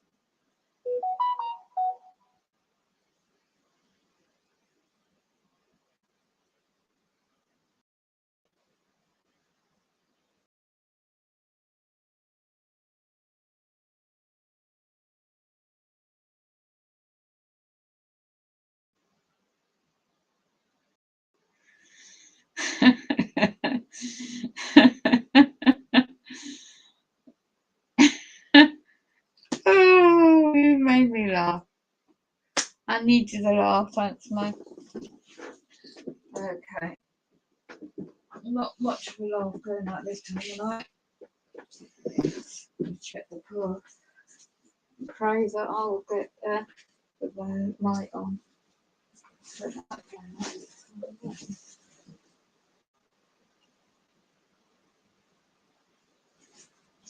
Get my light on. I have to take the bloody phone with me. If I get killed, it's not me. I have to take the phone with me. Just got to wrap up. Somebody's called me. It's a gas fire.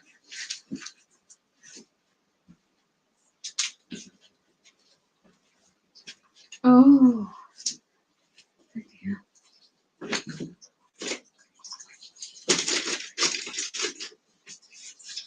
So I don't know who's calling. Where's Mel?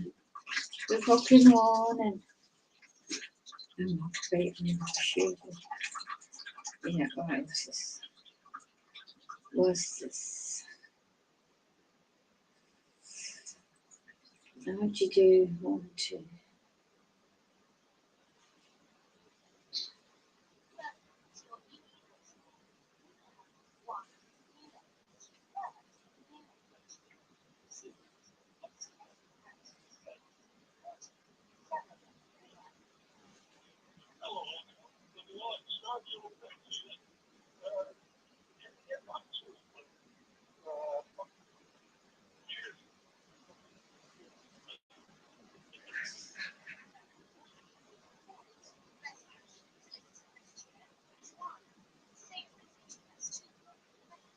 I think they've also got wind, these people I know from a while ago. The bloke's alright. The female, she's a bit uncertain about her state of wheelchair. I have to be careful. I can't get out and about in the weather and stuff. What's going on? They don't know. They keep their cash in the bank. That's what that's about. I did say months ago last saw them, and I met them a while ago. They're not real friends, these people I've known, but I've got to be careful with the targeted program and what I say. And last time I saw her, I gave my phone number, and I didn't think much to it because they never, you know, they make sure you don't have any friends in your family. Anyway, and I did say, I did have this gut feeling. It's just, I don't know how long ago now. End of last year. And I said something about, well, just in case, invest in food and water.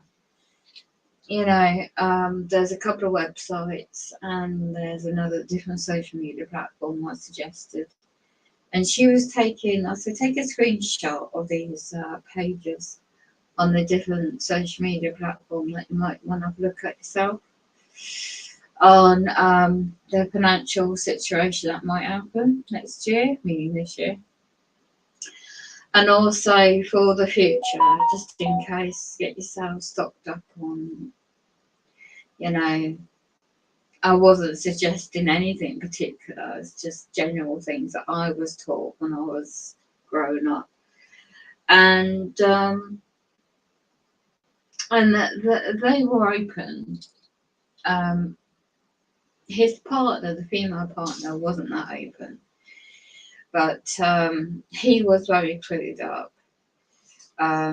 Sadly, though, with the mind control, I see that they're messing about with. He's a smart man, and I do believe the female is his handler. And sometimes pay you up that way. It's a very strange relationship, and it's not my business. But when I used to see them together, I watched her body language carefully, and she was very domineering. But just could be your personality, it's not my business to pry. But I just said, and then when she just, it was surprising last time I saw her. He wasn't talking as much, she was. Oh, what's your number, you know?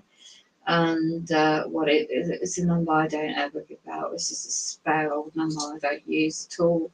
It's just a spare one. And so I didn't think nothing to it. And then, well, we know yesterday I've been so preoccupied with all the BS I'm going through. And a voicemail just says, give him a call. Well, it's not that simple when you're having your communications monitored as well. And you can't be free to speak about anything. But it's really just boiled back down to those movies I saw. And I know I won't be getting much sleep again. I'll just gotta focus now. Trying to pray that I can just get out and at the back here and just get rubbish bag out. So it doesn't linger my flat, and whatever happens, this vessel, this body, our vessels are just that. Our souls are more important than anything. It's really so true. So I just grace goodness, you know, that my late mum, even though I didn't take much notice when I was younger, and it wasn't until I started researching about economy and the bigger picture of a few subjects of my situation that I thought, well, they got to my own family members, my own daughter, my own son. Don't see my grandchildren, well, they're older now. And I just know that, okay, so they're out of my life. And did the best I can. I've got to focus on me in my situation. It's not ideal. And the fear is just what they're going. The darkness, these non-human entities drain your soul. They suck. This is why if I stream and I fall asleep, this is all you can hear. It's my soul being drained, my energy being drained. And I know they can do the technology for that too. But I am picking up non-human entities, and the advancement, also technology, oh my gosh. It's just transhumanism, the ultimate goal. Well, the ultimate end game is transhumanism for every mankind, well, unless you're part of the bloodline elite families. Well, perhaps they've already done that on them. It's control of hive mind, you know, the D-Wave, supercomputers, hive mind of the human soul. Well, not the soul, the actual body, the brain, they're getting after the brain. So target individuals, the terminology really means it is being subjected to torture without consent. So the worldwide, whatever you want to call them around the world, you put on a list, or you're subjected, or somebody puts you forward without even knowing about it. And one day you wake up, not everyone goes through the same situation. So you've got technology, the patterns of the brain, hacking the brain, began in 1950s. I read some of these patterns. The neuromonitoring, you know, years and years ago when I had my kids when they were little, I didn't even know, I knew some stuff about life, of course, out of this controlled religious upbringing. But I knew in the late 90s that it was a cult. I knew the link to Freemasonry because I married a guy who was a Freemason, and he got up to a Master Lodge membership, Master Mason. And it wasn't a very pleasant man. So I had a grounding, and no disrespect to the basic principles my mother taught me, and she did her best, as standards in the sense of the way, you know, the different schools I went through. If I stayed at the same school, I would have been an athlete. I was always good at sports and winning the tournaments I was always in. But we kept moving schools and moving, and eventually, unfortunately, moved up to Devon, away from my beautiful nature, my coastal areas I love. And then, long story short, my mum gets a job in Canada, and she puts it to me, I could stay with you. I was the only one left at home then. Or, you know, I'll move up here and stay with my older brother. I didn't get a choice really, because I felt that she went out of her way to raise us and go through all that what she went through.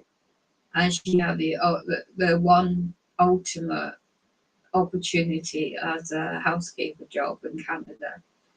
And how could I would feel guilty if I said no, I needed to stay with me. And but I was 16, 17, you know, and I moved out, got a place on my own, got a couple of jobs, you know, got a best friend from school, we got a place together and had a really good time. And that's when I started living life. Very not controlled. And then just an ordinary life. And then, of course, when my mother sold up and I had nowhere else to come back to as a home, a family home. And my best friend, she found a bloke she wanted to go with, and I couldn't afford the place on my own. So I met somebody, promised to marry me or get together, didn't work out, and I was left. So yeah, shocking, having to move out this way. And all these years on, ever since I moved to the area, finding out about my elder brother, half brother, and what he was doing to his own children and witnessing horrible things. And I couldn't say anything, and he wanted me to get out of the way because what I knew. So he stitched me up, and I literally lied and said they couldn't manage me living there. And then I'd met someone who had a child. It wasn't done thing, and was offered a place, my first house. But I didn't know how to run a house. I didn't know how to have a kid or look after it. And it wasn't for the grace of God. I swear to goodness now. Meeting a lady called Helen, who literally lived around the corner from me. She wasn't ideal, but she was German. And she went through hell with her so-called partner, her horrible treatment. But she taught me, the only one that did, how to run a house, how to look after kids and stuff. And I learned a lot from her. I didn't have a mum. I didn't have the family backup. They didn't want to know. My brother said to me, you made your bed, you lay in it. The trauma, you say, for all that to start with at a young age. So when I did have a job, I got a babysitter and I got a job with only part-time. And then I met my son's father. Sadly, I thought it would work out again, and it didn't. So I was left with 2 kids. And then, of course, I took in a female lodger from the place where I used to work. And she had a really nasty boyfriend. Now, when you have a gun to your head, held up to your head, and you've got 2 kids in the room next door, and you've got to think of their lives, and you're being attacked all night with a gun at your head. I prayed to, that's a thing that taught me when I was younger. Always stuck with me. I don't know why, but I prayed to God all night that I would live. And no matter what physically was being done to me, I would live. I was only 20. And that horrific situation, when I screamed out that window for help from my neighbours, nobody come to my aid. I prayed to goodness that I could hear the birds come up. That's when I knew it was early in the morning. And that guy had fallen asleep. He lost his grip on the gun. So I kicked it out the way, and I grabbed my kids and I ran to my babysitter's house, and who raised the alarm for the police. And from what I can remember, there was a manhunt, a major manhunt for this guy. By the time they got to my house, they couldn't find him. He was nowhere in sight. And I was helped by, it's called Women's Aid Charity. They took me in. It was a horrendous situation.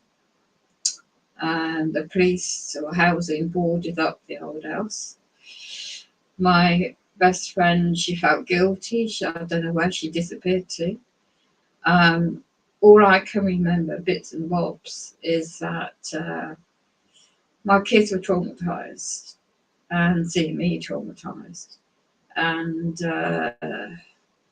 yeah, and I can't remember much about the incident. All I can remember is being told that they found this guy, and he had a rap sheet, offences in UK terminology, criminality, a long history. And they said I was lucky to be alive, kind of thing. So unfortunately, I don't know how it happened, but I asked my brother if I could stay there, go back there. He just said, no, we told you, you made your bed, you lay in it. My friend with her own kids didn't have the room to accommodate me and my kids. And I got this woman's aid place, wasn't great, and eventually got a new house offered. Beautiful house, really was lovely, modern. I wasn't there long. I was having really bad nightmares. One night, I swear to goodness, there was an entity sitting on my bed. My kids were up in their bedroom asleep, very young still, and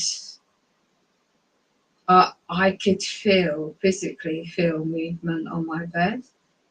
It was dark, but I could physically feel the movement on my bed. I closed my eyes and prayed to goodness me, God, Creator. At the time, I wasn't very spiritual, and I was petrified. And then again, I was doing the same thing.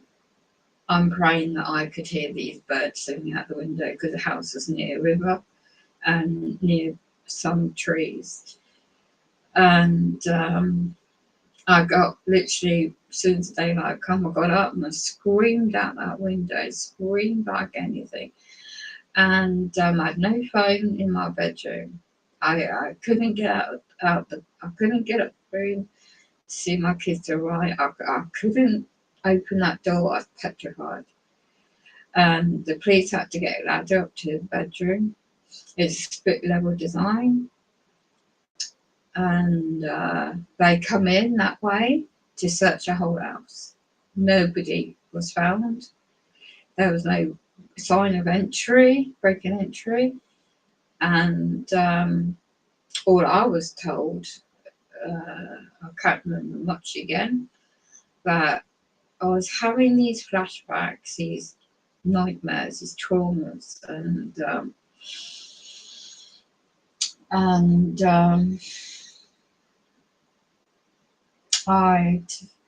I really, it was something strange. I was so young and I couldn't cope living there. But I made sure the kids were alright. I was offered a play group, places for them, and what I didn't know, I had a really good friends. I don't know why I got on with male friends and female friends, but they were good. Offered to dig up my garden, the level bit of the garden for me, fix a washing machine, and it was a neighbour's nephew or something, that I remember. But she thought I was having an affair, which I would never do. I couldn't cope with all that.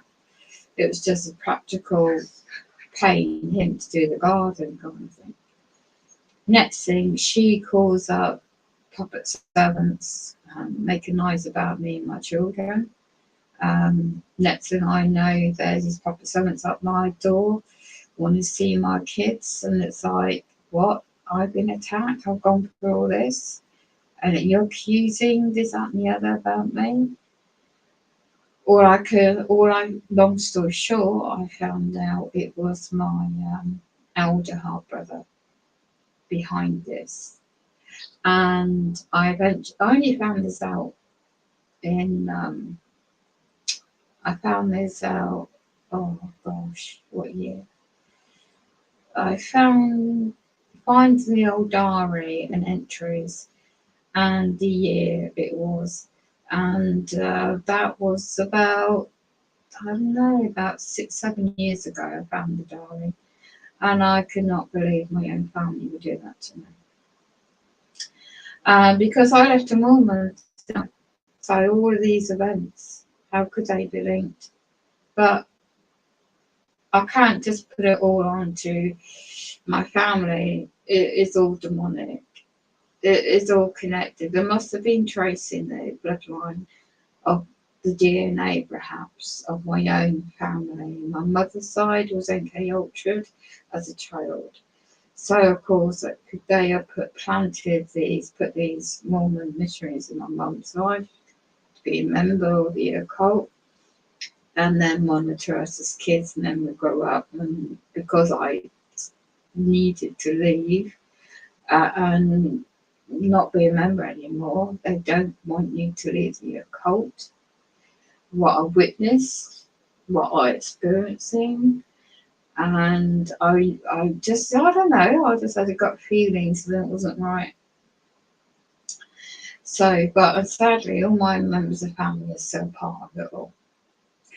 And they are very much my own natural sister, bless her heart.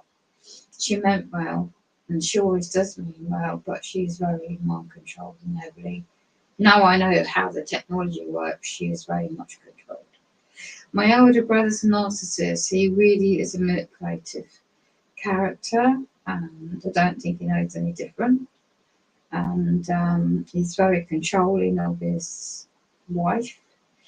She's very soft, not very, I don't know what she's like now, of course. It's been quite a while since I've seen her. And, but when I found out they were poking their noses into my own son's life and manipulating my daughter still, and like they did before, I did try my best to make communications, and that's when I started helping my son out the way I could. And I couldn't believe this program. I was only learning about it 2018. 2019, I was getting a lot of setups and things going through 2020. And that's when, at the same time, my son came in my life again. So I'm hearing things, horrific things. He was being badly treated by my older brother, and I had to step in. I had no choice. My son had no one else. I knew he had no one else. I knew he was set up with that wife he married. I knew that was a honeypot. I know that all this now, of course. But I'm also knowing now how they must have got to him and how they turned him. And because he's got his beautiful daughter, and he lost his contact with his first son. So I don't blame him. I just know I have to focus on me and my situation. And if I look back on it all, my daughter's never been around when I needed it. My son's never been around when I need it properly. You know, like practical things I needed would be really helpful. When I saved up funds to hire around to move stuff out of it, you know, in storage, whatever, he let me down. But I also found out that he was being manipulated by my own brother, and how sadly, serious demonically, my ex-army brother, who's left the army years ago, was also doing things, and I can't repeat ever what I found out he was doing to my daughter. And sadly, my daughter's gone through bad experiences herself. And I really hope and pray that guardian angels are watching over my own son and daughter, and my older grandkids, and my younger grandkids. And it's their life. They've got to have their own journey. And it's hard to realise that. It's hard to break away, because it's just, you have to keep out the toxicity out of your life, and I know that now. So, and I know the fear, the psychological fear is what they do. I've gone through a lot worse since. I've gone through a hell of a lot of stuff since. The 2002 incident, attempted murder in my life, was the MK Ultra part of that, I know now. I can't go into anything about that on any platform because it's too sensitive. But when I got how that happened, what I understand of it now on reading back on what I was writing in my journals, I was singled out for that. The only survivor was serial killer. And I've been heavily, extremely heavily monitored ever since. I know this now, I still am. So,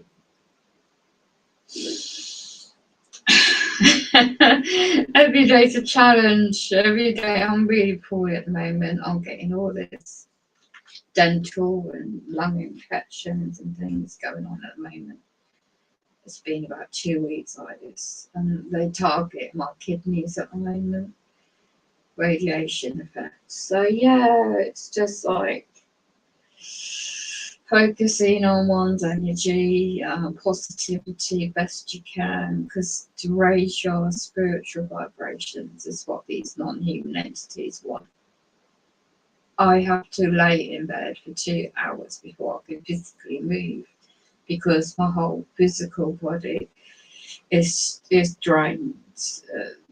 The pain in the brain, the back of the head, the neck, the nerves, the feet is really excruciating. So it eventually wears off, and then I can take my natural remedies and herbs, and that kicks in. And then as soon as I start to recover, I get the MK Ultra triggers. There'd be a letter in the post, there'd be threats, you know, there'd be constant pattern of the MK Ultra triggers, trauma based, and it will drain my energy again because of that. So, and then that's the angle they do is to make you physically drained because of it. So you forget to eat, you forget to own your personal routine sort of thing. So I'm now learning certain things, but I can't mention publicly about how I try to cope with all that. But for all those target individuals out there, it's going through the programs different for different people. So the technology in the brain, the V2K, I don't have. Some people go. I, long time ago, spoke to a guy in England who does have that. And first-hand experience of talking to somebody that goes through that. My heart goes out to anyone going through that horrendous V2K. Absolutely, how anyone can function. Everyday things of that going on, hacking into the brain and put them. It's just the technology they use to do that on top. Is always, when you look into the bigger picture of the subject of these companies I researched years ago in the subjects which I've been studying until 2012, before what I know now, it stood me in good stead to learn and research, which my background is researcher from years ago. I used to be a member of the UK Journalists Union through an old friend of mine years ago.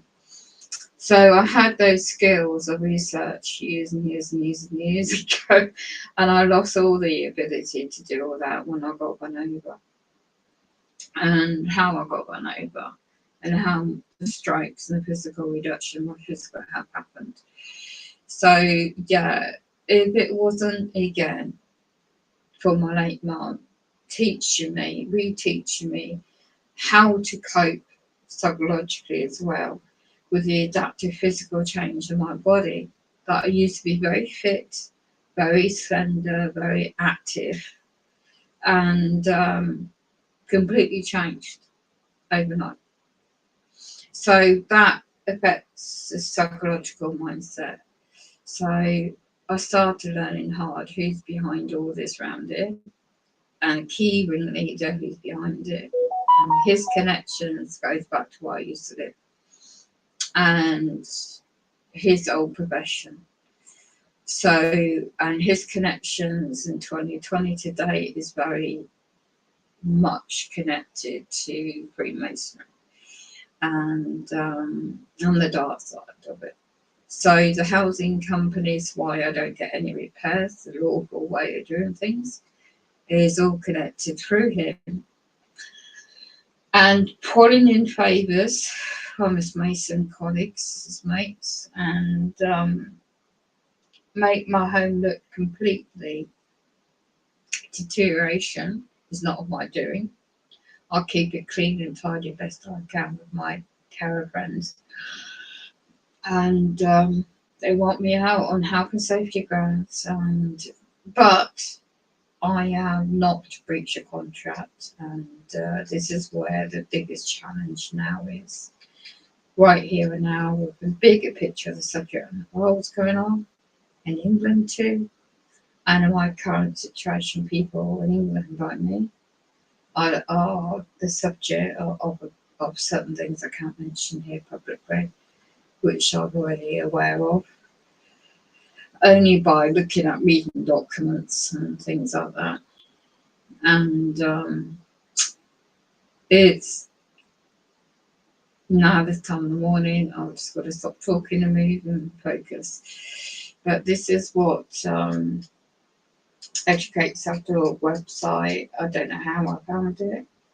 I just found a good resource to research.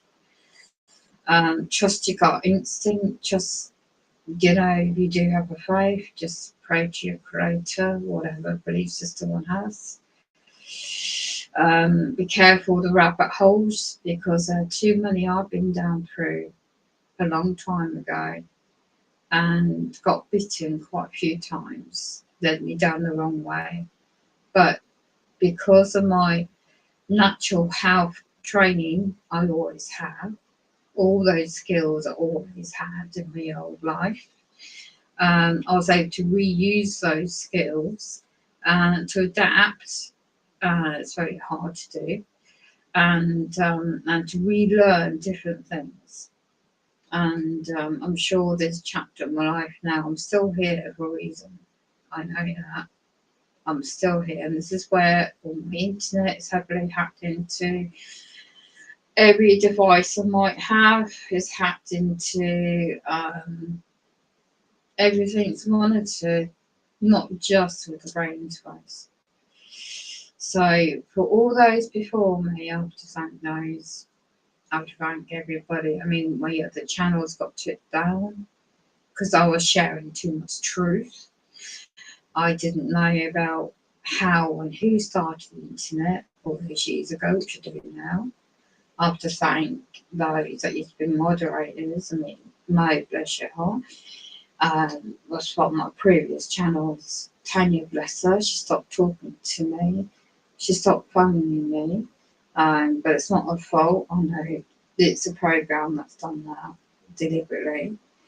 I'll go on to a certain other platform to chat in a certain lounge, meant to be of other people similar situation targeted, but soon I join, I'll get the cold shoulder. So I'm just aware that you need to cut out people, but there's no people left really now to cut out. And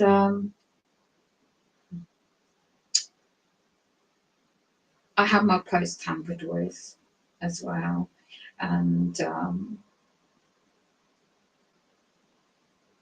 wow, let's just have to play something in the background in a minute, just uplift, spiritual uplift.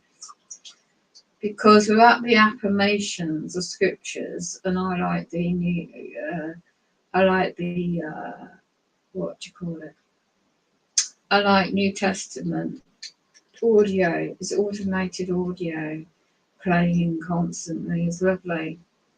In that New Testament, I'm not quite sure which section it is, it states about the fallen, you know, these demons, the fallen demons. And it does mention Nephilim and that subject. And when people may not be spiritual, but they get videos out and they is not edited, is not made up. They capture these demons and souls of men and women and the eyes and features.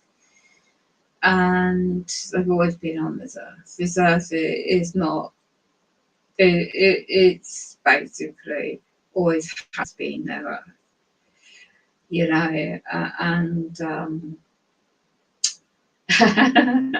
all those years ago when I was a sky watcher watching this weather, that subject of weather engineering, it's like my videos might be different subjects. It's not sticking to one subject, it's this, that and the other. And it's like, but now it's about just keeping things to small minimal. The internet goes out, you know, the power goes off. The fear people will have, because they're so used to modern things. I was taught the basic things, what to do to make do. I still got the list all those years ago, a 72-hour list. And I know practical things. If the power grid goes down, so to speak, I will be in an environment of not my choosing because of my physical disabilities. Okay? And if anyone falls entry to my private dwelling over a bit of paper to other such assumptions, I breach a contract, which is not true. And but you see, no matter what paperwork I've done, everything is correct, lawful, and factual. I know, like personal injury I had when that wheel come off my wheelchair. I know I'm being watched over. I really know that. I could have ended up dead in that road with a car, oncoming car, almost hit me. And that wheelchair tipped over head first. But the grace of God was watching over me that day. And I was taught so well to pull back that gear on the outside. And there's the bench, the metal frame thing next to me. And I screamed out. So whether that individual was a perpetrator, it didn't occur to me. It was just somebody that helped me. And I didn't treat him as negative, just what could say was thank you, because they were saving my literally my life. And the two strangers, two blokes and one behind me.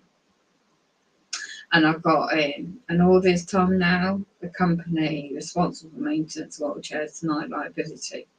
They're questioning my ability to use it, to get out of their liability of their negligence of ordering faulty parts in the first place. And now faulty, it still seems faulty on the motors. And I'm looking at all my dates, the past dates. Every time there's been a repair, it's usually 4 to 5 weeks. I'm having to report another repair because it's come faulty again. And it's a repetitive pattern. And I know now they are linked that company to the housing situation I'm in. They are being used to see a condition of flat to report back. So that's why they do that. And I have to keep a journal with all this, and dates and who's involved. And it's not just that, it's just as a subject, the water company I'm dealing with now, their agents overcharging. And it's one thing after another, but I have to face myself because they're draining my soul. But this is a temporary. This is he was persecuted on this earth first for so long ago. So the children of bloodline, perhaps the bloodlines. You know, if you look back in history at the biblical times, the DNA in history, could we be the bloodlines? You know, Jesus Christ that died upon the cross to save us from our sins. And we are hereditary. Oh, okay, it's a long bloodline history. But I'm looking at my father's side, I didn't even know him. And I thought it's strange. Why would my natural brother and sister block me for knowing my own half brothers and sisters, or knowing anything about my natural father? And I had to dig about it. The bits I could find out, and I started contacting my other half brothers and sisters, really. But I soon noticed my sister, my natural sister, got to them first. Don't know what was said about me, but they didn't want to contact me. So be it. I know this now. But it wasn't my mum's fault. My mum created this great big story when I was younger to protect us. I know that, what she did then. But you see, what I witnessed as a kid and what happened to my brothers and sisters, and my mum was in the next room crying her eyes out and drugged up because of what she traumatized as a kid. That man, we all prayed to God, we all prayed, that's all we knew, that he will be, there was something happened to him, that he won't be around no more. Within 2 weeks he died, hit and run, drink driver. And we were so happy, and not disrespectful, but we were so happy. But for the sake of what I witnessed as a young kid, I tried to seek justice for them. I tried to run to the next door neighbour who's a nurse to get them help, to get us help. I was stopped by my elder brother saying to me, if I did say anything, we'll be split up and together. But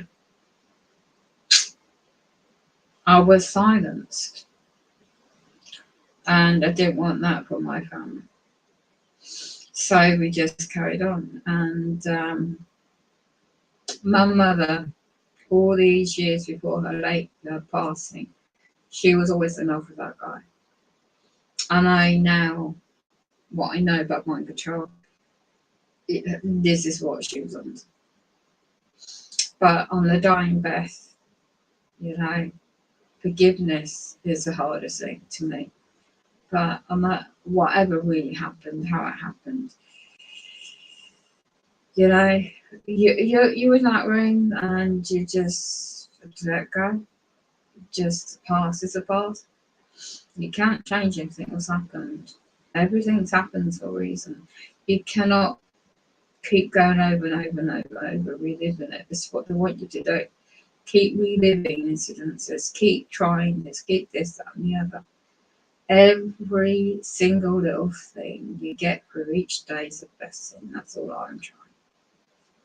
So anyway, on that note, I'm going to play some audio.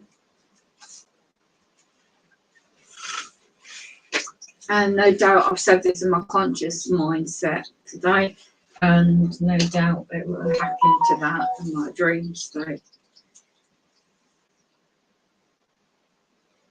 I think I'm going to leave the rubbish by because I'd rather do it in the daytime when it's light and get to bed, get some sleep.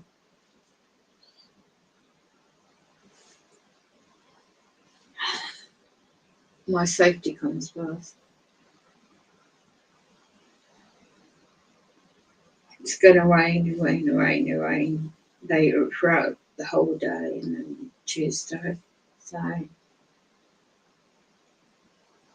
I share that information only because it helps somebody else what they're going through and they don't even know half of this. I guarantee you there's demonic side of life. They know what we're going through and what we go through in our lives. So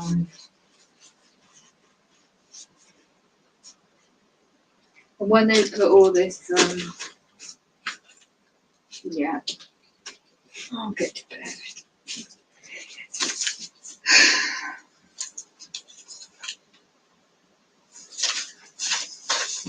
It's just like a movie. It really is like a bloody movie.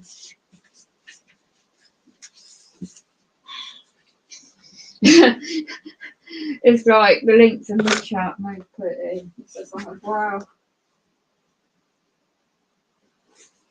Yeah, the windy and cold, safest trip to sleep.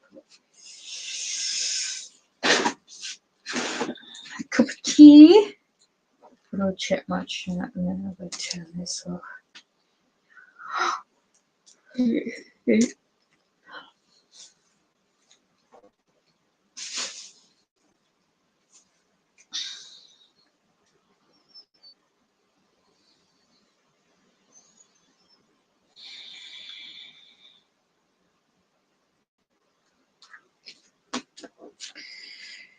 Dental infection when you get your teeth radiated, don't know, I'll tell you. And the target your head and stuff. I don't like chopping that.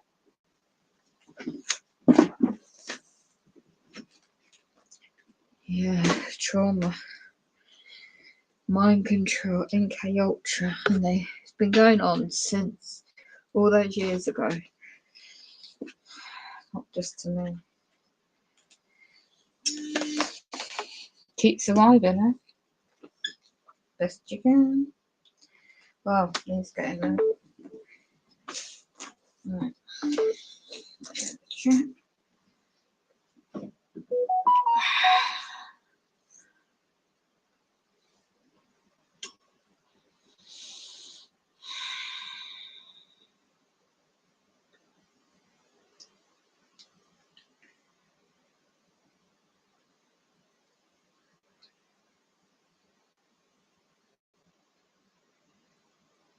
Okay. I'm just going to live chat.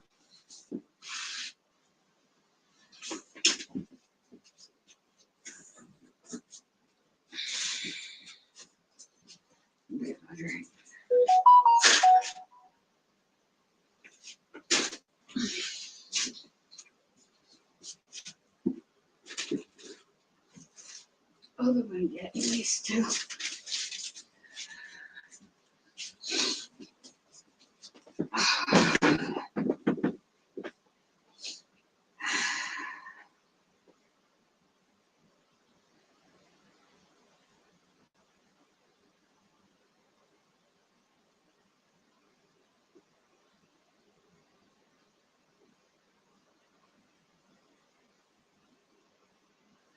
Yes, oh my gosh, no. Oh, that's so true.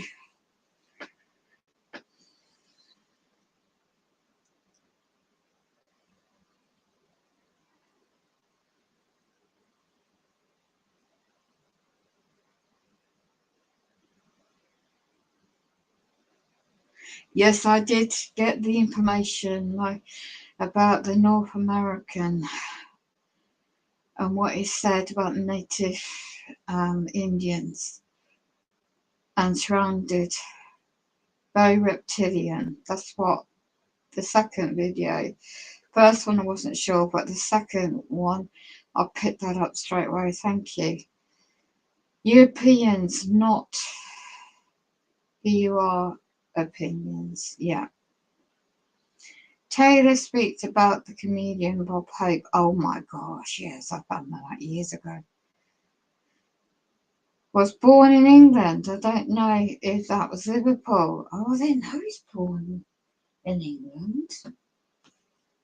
Oh, I'll take a drink now.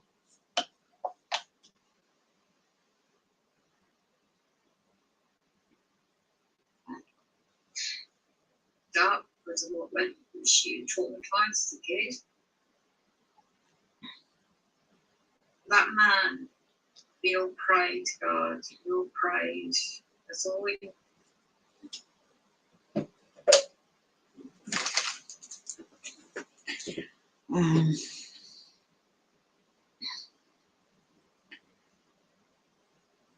I mention that because you're speaking about England, English ties. Yeah. I've got Celtic ties, Cornwall. Yeah.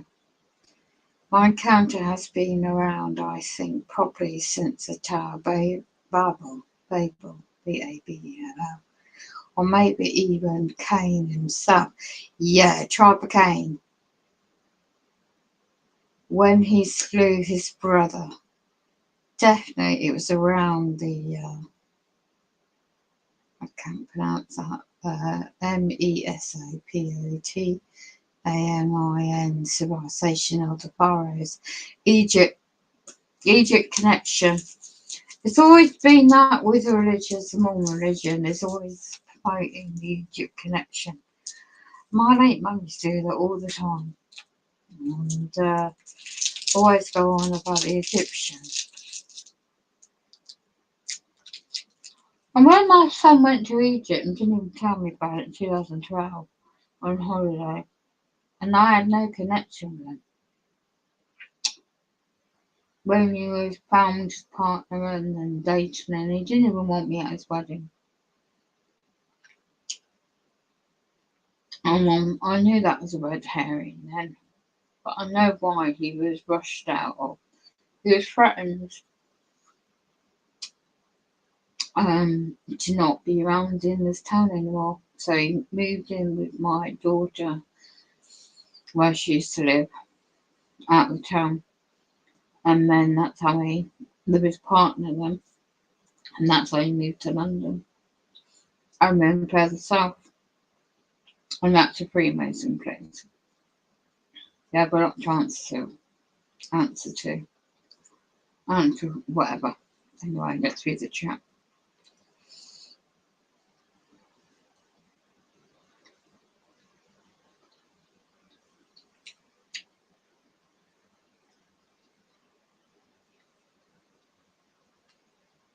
Yeah, pharaohs of Egypt and the cult practices, yes. Oh my. The things I was involved with in the Mormons, in the temple, the rituals, baptisms for the dead. Why would you indoctrinate kids at a certain age to do somebody there to read off the script of all these dead people claiming that we're saving their souls? They're dead already. I know that now, of course, but at the time I thought I was doing the right thing. We were told we were doing that for the Lord. We were told that we were saving all these dead souls. No, we weren't. Underneath the font was like a shape of a ball. Ball's heads. And I always remember that. Coming down the steps, and I said to one of the people that worked there, why is this font designed like four bulls' heads? You know, like the cow, the bull's heads. And like on legs. Very beautifully designed. Very, very well posh. Yeah, we didn't get time to look properly because we were just like a machine. In the baptism front and do all these baptisms for the dead. I don't know how many times I was under that bloody water. So when you're 13 up to 14, the oldest, they did it too. You are expected to do this and get your brownie points for the church. You weren't able to go in any other parts of the temple because you weren't old enough. I remember that part. That never goes away, that part. I mean, NK Ultra Mind Control mean while adding more demons with your rituals. Yeah, there could have been. Definitely. Typo mistake. My encounter has been around. I meant to say the mind control altar has been around since the Tower of Babel. They want you to hate someone that generally loves you unconditionally in reference to orchestrating you to hate your mum. Yep, I realised that after deathbed. Yep.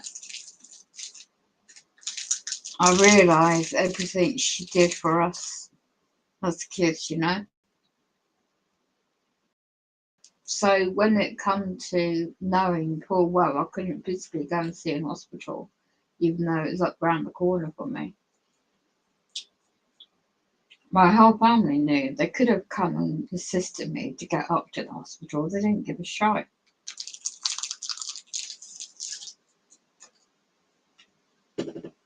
So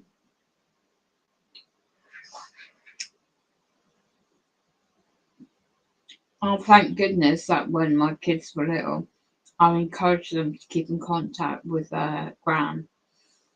And that's what was a good thing that my son, before he stopped talking to me, said, at least you gave us, it was even though you didn't get on with your mum, you gave us, still went to go and see her and kept in contact with her and made sure that we had a relationship with her. It was all against my better principles, but I knew they needed to know their ground, if you know what I mean.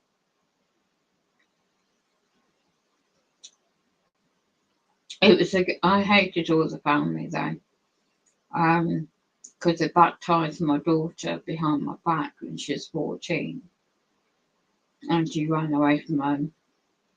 And I tried to get her help, and my ex, Freemason, fiance stroke husband at the time, police wouldn't help me get her out. She ran away to the ex-babysitter's house where the boyfriend lived. And my son told me, gave me a tip off. So we rushed around to go and get her out, concerned for her safety. But the police said she's 14, she can make her own mind up. So I had no choice but to ring my elder brother, because he's got teenagers that age, and I never knew, I'm new to it all, at that age group. He promised he would try and help me get my daughter back. He did not. Instead, he let us stay at her house, his house I should say, where it all went through what I went through there. And instead of helping her and to see sense and for her safety, he indoctrinated her against me. And then he manipulated her, and my mum was relying on my brother. My mum was manipulating my brother, my brother's manipulating her. Odd relationship, I tell you. And next thing I know, for the sake of my son, really, for the relationship with him and his sister, I did my best to go around with my connections I had. There was a very top barrister in London, very good friend in my old days, only because I looked the part, you know, the model part, my model days. I had all that perfect image, you know, very superficial. I know that now. At the time, that's the kind of business people I was attracting.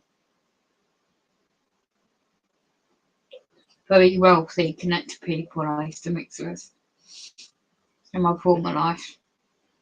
And they got us a top lawyer. We put a case in the High Court in London to try and get her out of that house and explain what happened to me, and pray for her safety. And we got the warrant to go around to get her out.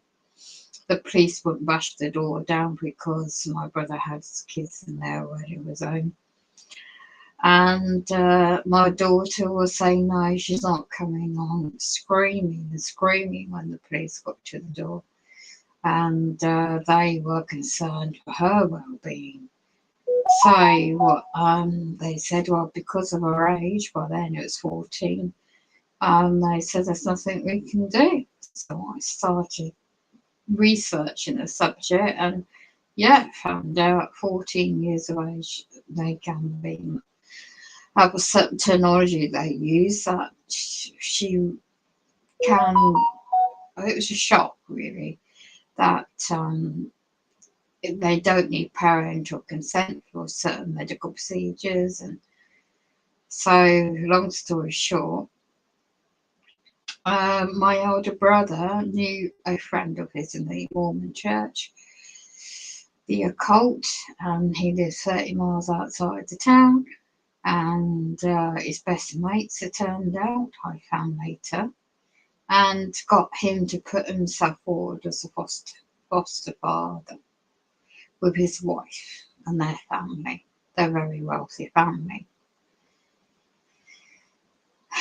So next thing I know, I'm fighting a court case. I got the wrong lawyers, and at the time, and I was making sure my son was okay for all this too, because it's a shock for him losing his sister the way it's happened. I had two very good, one female friend, a couple of good lawyers, friends they were, and they were really good friends advising me. So next thing I know, I'm in court, and it's the wrong place to be in the same town. Should have been out of town. Anyway, and there was my mother, and literally just trying to be neutral. She didn't know where to put herself. So I think she's really trying to, I think looking back, she's trying to help my daughter. I really didn't see it that way myself, but long story short, I took on the system, okay? Started learning law and took on the system, and to fight to get my daughter back. And what they did was dig up I don't know what else was going on with my own family, but they must have lied and stuff. And next thing I know, she was fostered out without my consent.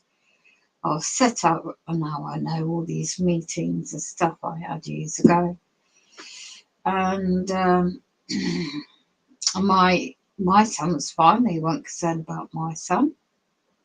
There's no inquiries about my son, nor my upbringing with him. And he ignored me. But they just really want to get after my daughter. I realised that my whole family did that with their connections. So she was there when I heard she's going to be taken over to France on holiday. I thought they're going to try and take away there for good with the family. They're going to move there. So I went all the way to London. My son was with his really good friends at the time. I made sure he was in had extra curriculum and karate classes. I saved up cash to make sure he could go to karate, self-defense lessons and that stuff.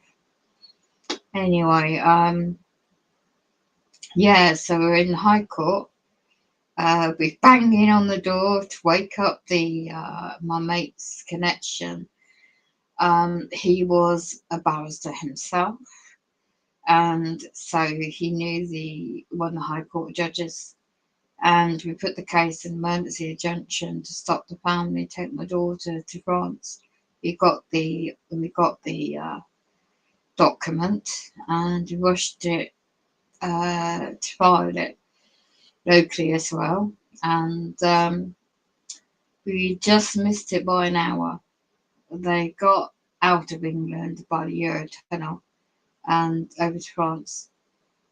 And years later, I found some old photographs of the foster mother. She was posing in the nude on the beach in France, all in front of her own kids as well. She's meant to be a Mormon, and her husband letting her do that. I found them, and I had to be careful not to make out know that I know this, and I just had to be in the background and just be there for my daughter when she's ready. She had to see for herself.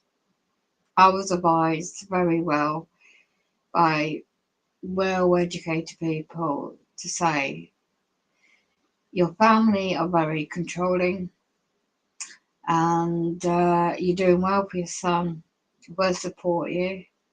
Or your friends, they were very, very good friends at the time, And you know, and because of the law, until the laws changed, because of her age, so I always made sure that I had visits, and I made sure that my son knew, and I didn't interrupt with the relationship bonding with him and his sister. That was always the main focus, that they keep the relationship going, even though where she was. And thank goodness I did that. Okay, so eventually, long story short, as she got older, leaving care, she got her own place, met somebody, she's having a baby. She come round to me and she just really didn't know how to approach me. I was the one saying, it's okay, it's all right. She admitted what I went, because I was always open with my kids. She said, I know exactly what you went through yourself, Mum, because exactly how I was treated with the family. And I always regret, you know, I shouldn't have done what I did. I said, it's not your fault. I know it's not your fault. I know it's not you. And I know how it's happened. So it's not you. So I just reassured her. It was very, very hard for her to adjust. And yeah, she just was very glad to get away from the restrictions and the hard line church environment. But she was very close to my mother, and I wouldn't let that stop her. And I always encourage that. So, and when it didn't work out with a partner and she was left with the child, she moved away to a different town.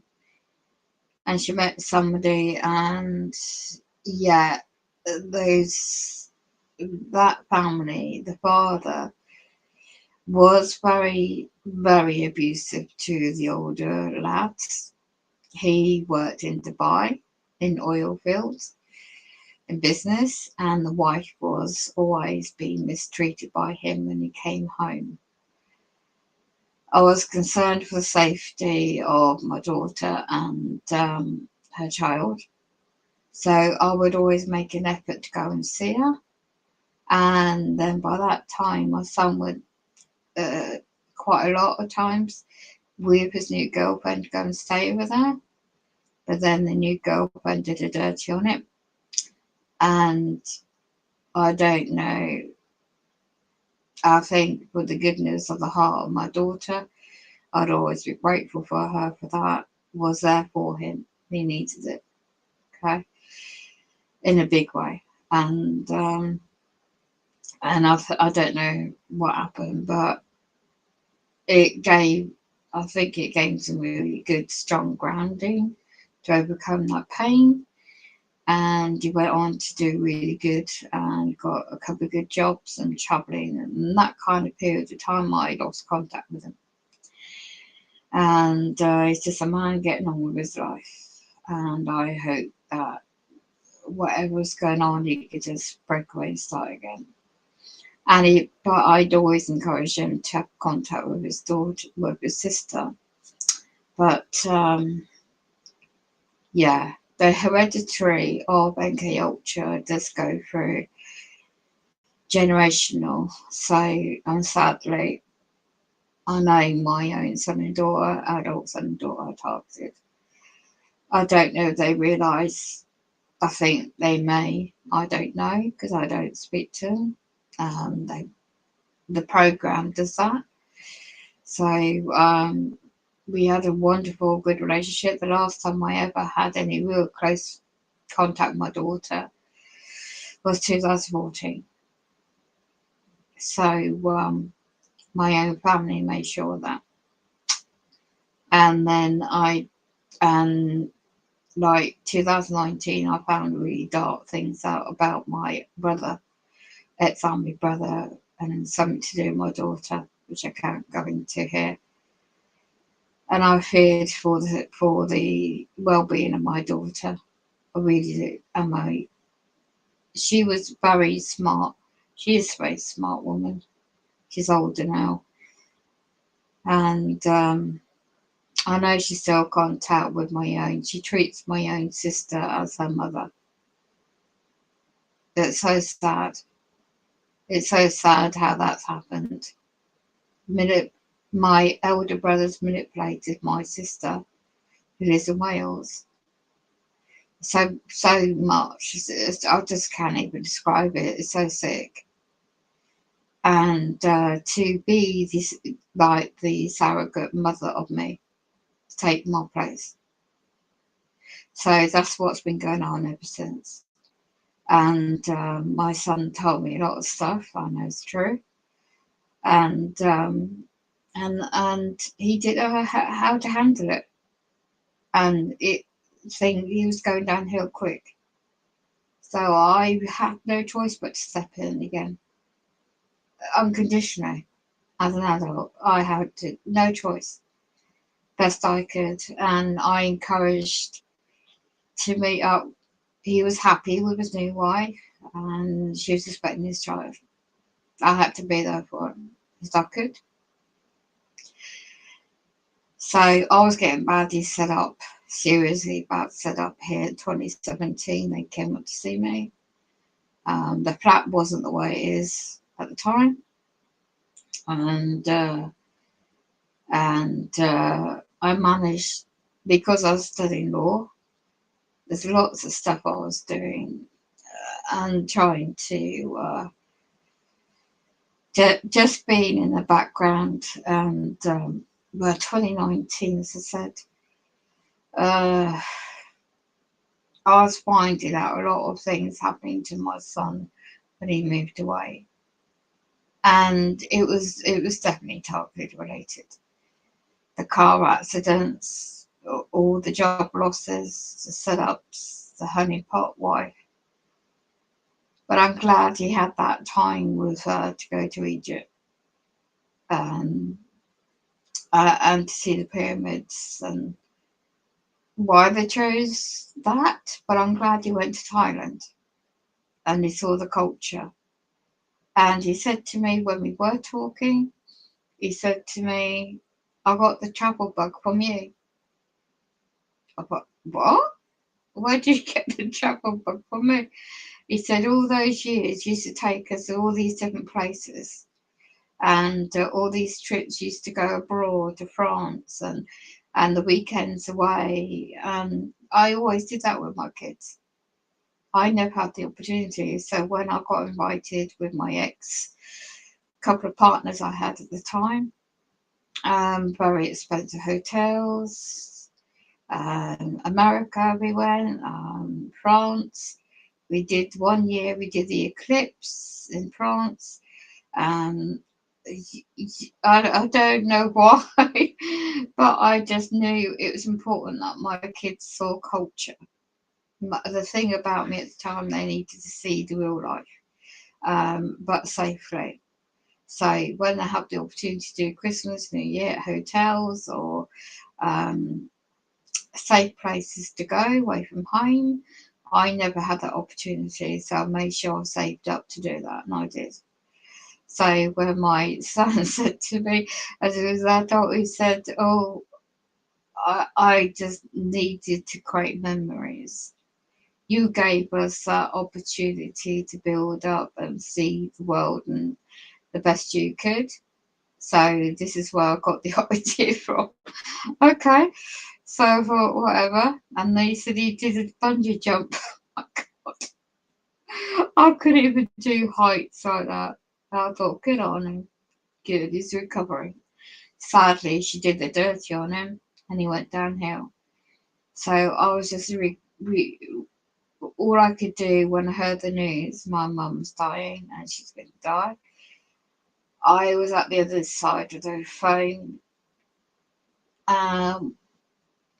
really basically for my son.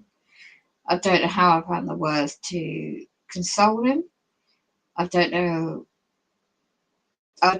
something about it, but I just knew these words were not coming from me. I would not naturally say what I would say. They were coming from somewhere else. But whatever I said did help him. I know that. And thank goodness I was there at that period of time to be there for that. I got shunned from all of my family members at the funeral, every one of them. My son was pig in the middle with my daughter and me, and he couldn't really console me. All they were more concerned with is being around my sister and my grandkids as well too. And it was just like cut me, stab me in the back scenario. But I knew that might happen, so I had held my head up high. I did the obituary. I was the only one out of the family members to do it correctly. What the words that my mum would like to hear. And I was left in my wheelchair alone. Nobody waited for me in the wheelchair to go to the funeral part where they're going to bury her in the ceremony. And a stranger at the church house escorted me and back, and it was raining. And it was very hard to move on from that. Nobody at all after the funeral onwards asked, "Are you okay? How are you?" My son and daughter didn't bother to contact me if I was okay either. And I know that from then on, that is my family doing. My family's doing that to them. And the program, so long story short, it was just not worth it. And then this is where I find out things about my daughter and my son. And I thought, okay, so 2020 is back in my life. But yet, I'm doing what I can, and I have to be careful because he's in a hospital.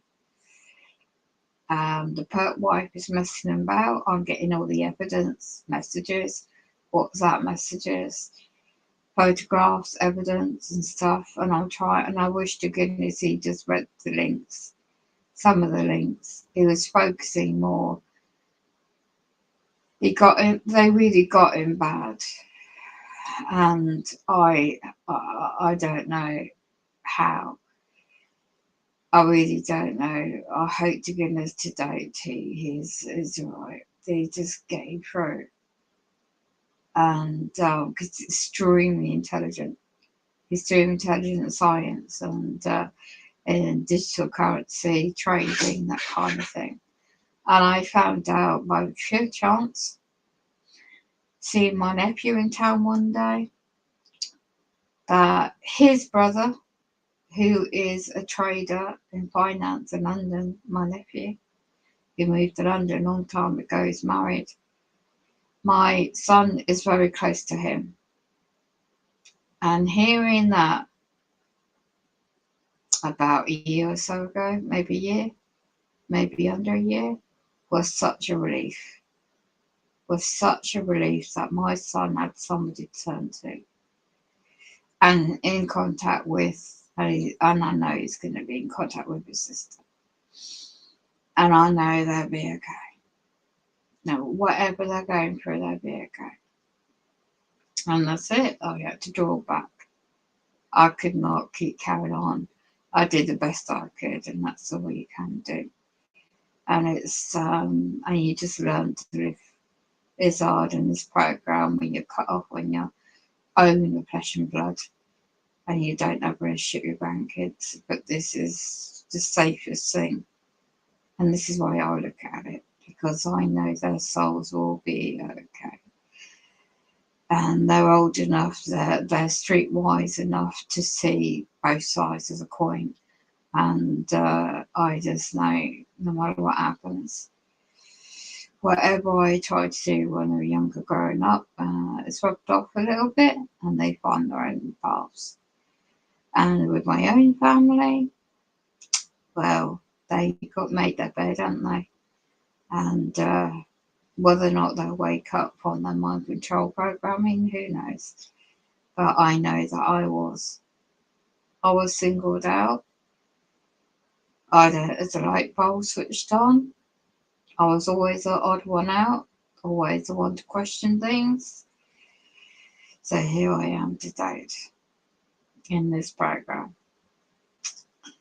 So yeah, I know how the army must have manipulated somehow and traumatized my older brother, natural brother.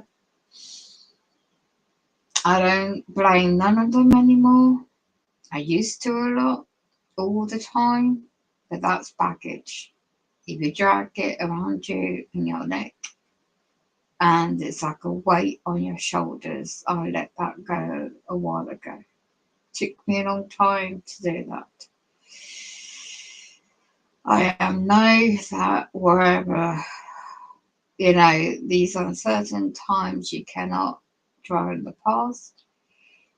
You've gone through things,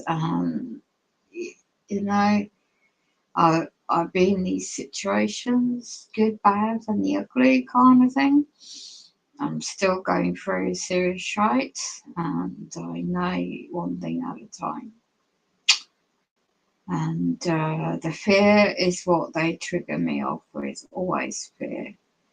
And this is what these demonic side of life has to feed off, is fear. They're sick parasites, is all it is. Sick parasites. And but luckily, when there is a connection, my device is not hacked. I'm going in these different formats and seeing people awakening spiritually. It's lovely, awakening up. There is time of Aquarius. There's people are waking up to the bigger picture, and they're not necessarily spiritual people, and they're waking up to the beautiful awakening of their souls. And it's just like, I don't know what it is. I can see right through them, even though I don't know these people. I can see right through their souls. And when they do live streams or the different social media platforms, I can see right through their eyes. I don't know what it is, but I'm able to tell quite easily. Whether it's I might be a star seed, I don't know. But I'll tell you, no matter how much torture I go through, there's always somebody worse off. I have witnessed firsthand guardian angels. They do exist. There's quite a few times I've witnessed that. You can always also tell with guardian angels around with these beautiful white feathers. They always seem to be dropped nearby when I'm going through so much. I see that, and suddenly my soul, my spirit lifts up without me realizing. And you see, you don't know what people are going through. You can't, in this program, they want you to constantly be on the edge. Okay. And I've learned that long time ago, I tell you. These people that take part in this program, they've been either blackmailed, they've sold out for a few pennies or whatever it is they get paid for, and they have sold out to the dark side. It's not my job to judge them.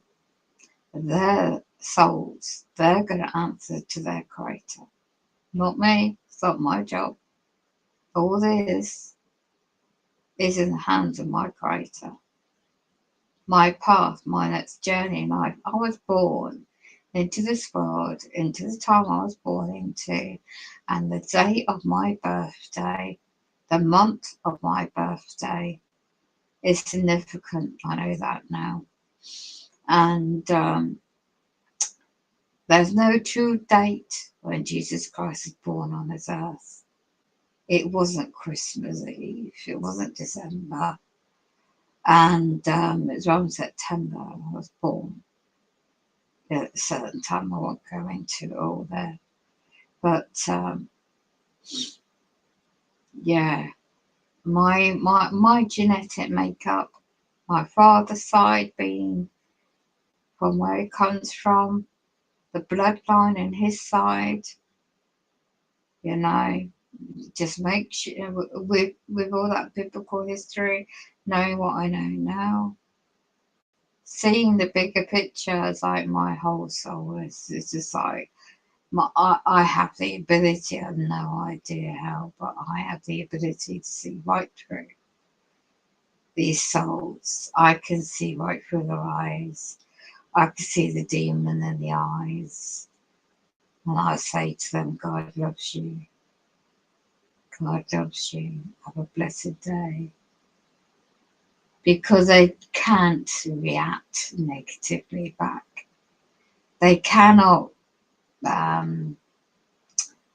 you know, these souls, it's like you're not talking to the human flesh. You're talking to the demonic souls in them. And I said, have a blessed, wonderful day. How are you? You know, simple little things. And then I say, God and angels, protect me just to get up the road and back in this dodgy wheelchair. Send your guardian angels around me. You know? And you can't tell.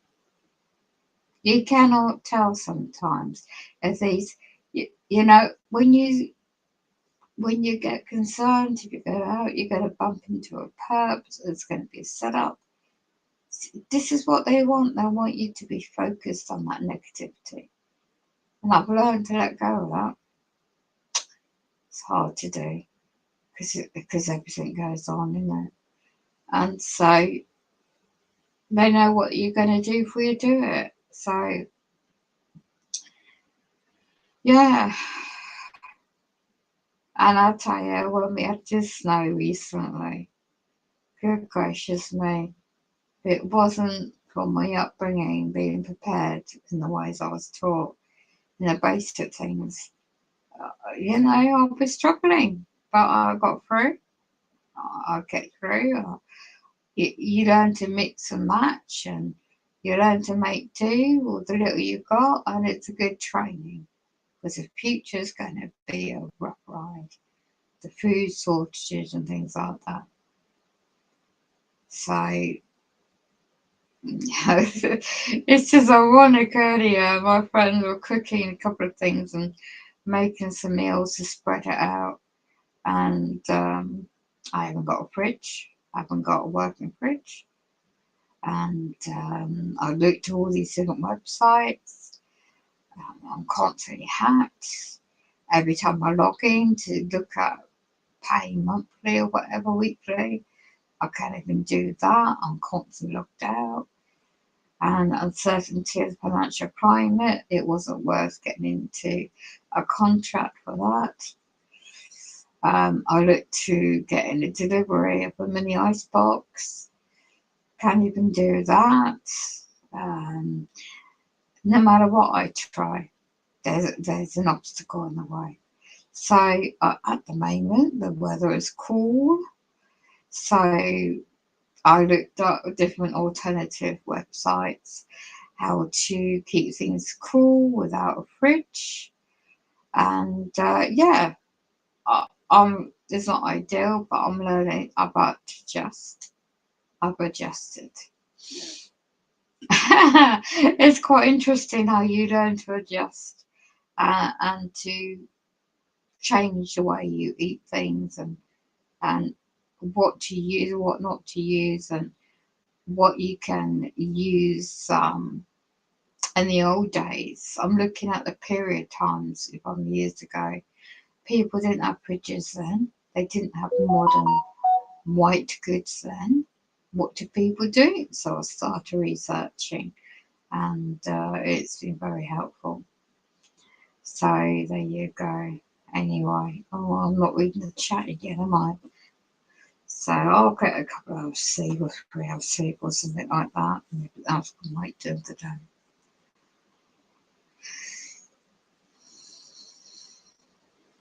Yeah. Reptlain. You're so funny, man. Chatting away, I shouldn't have chatted my way, alright.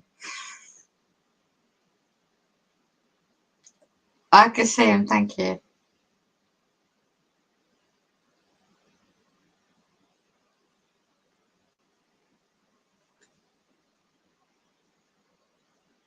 They want you to hate someone that's genuinely loves you unconditionally in reference to orchestrating you to hate your mum, yeah. That's what I think. What are you reading? Uncle John. Oh my goodness me. Where'd you get that from? Uncle John's name? I haven't heard from his name for years. He was one member of the family. Oh, Uncle John. He was such a sweetheart in the family. My mum's boyfriend at the time. Wow. I don't know about Wayne. God, that rings a bell. Mum should have married him. He wasn't a church member, so she didn't marry him. Check your chat every so often to see what I say. I posted some questions.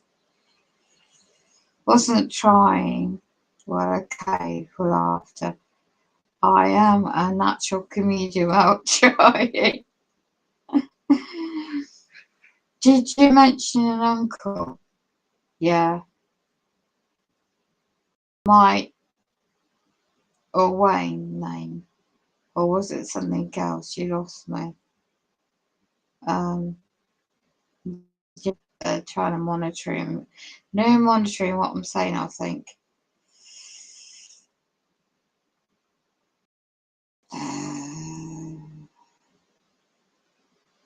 Uncle. I think that could be what I said about my son. I can't remember now, May, on that part. I prefer caps.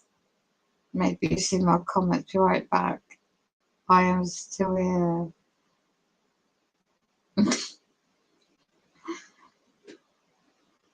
Thank you for the memories. Let's play that. No, Thanks for the memories. The truth has set me free. The memoirs of Bob Hope's and Henry Kissinger's mind-controlled slave, used as a presidential sex toy and personal computer. By Bryce Taylor. Acknowledgements. To my children collectively, mountains of love are still held in reserve for each of you as I take this necessary step toward ensuring your ultimate freedom. Please forgive me for divulging and making public the persons and events that should have remained private to your lives. However, the magnitude of the problem face requires that I do as God guides me. I know that in a normal, healthy family I would have been able to discuss this all with you so we could have decided how to do this together. But that was not possible. Forgive me for taking any liberties that may affect your needs in ways I could not have anticipated. I have put my decisions before the Lord and trust in His infinite wisdom to lead us all to sweet peace and freedom. The mother-child bond we share has very powerfully been the wind beneath my wings. Kevin, my child who was also my friend. Thanks for always being so helpful, capable, thoughtful of others, kind and cheerful. I am proud of you and pray for your release so that you can take the many talents and gifts you possess and use them in ways you and you alone choose. I love you, Kev. Kelly, a promise is a promise. And I will keep coming to you. I will never let go, and I will never stop exposing this and seeking help, no matter what. Thank you for always being so kind and loving. Your gentle nature and the immense love you are shines through even the mind control you're under, in ways everyone can feel. I pray for your release from the programmed state that keeps you shut away from yourself and the world. I miss you and know that God is working powerfully in and through you to bring healing to you and others. I love you. Danny, my child who walks to the beat of a different drummer. I wait in great anticipation to see what you do with the many individual gifts and talents that are yours, yet not yet yours. I grieve for the necessary separation that caused you to have to grow up without a mom at a very early age. I pray that God will restore those years in divine ways. I love you more than you could ever know. To the baby son taken from my arms at birth, my soul longs for you. I still grieve the immense loss of your physical presence. I've missed you over the years and look forward to our reunion if it is God's will. God has promised restoration of family, and I look forward to meeting you again, only this time as a big strong man. My parents, thank you for allowing me passage into the genetic and spiritual structures that would ensure the success of my mission here on Earth. I love you for birthing me and for allowing me to have the necessary experiences my soul required to learn and make my contribution. Dad, your ability to be ahead of your time, and Mom, your ability to unconditionally love, even under mind control, helped me find my way. Ultimately, I know now that you were both caught in the same dark web that I found myself in. I love and forgive you both. Craig, we never had a chance, but we did love each other through it. Thank you for your gentle nature and for supporting me in the ways that you were able toward my recovery. I forgive you. Do you forgive me? My brothers, like Pop told us, may the truth set us all free. Catherine Gould, PhD, what would I have done without you? Thank you for so many things, the first of which saved my life. The clever safety letter attached to my memory packets that I believe kept me alive. Your continued support and helpful listening proved to give me that extra leg up that I needed to trust myself in order to go forward with this manuscript. 4.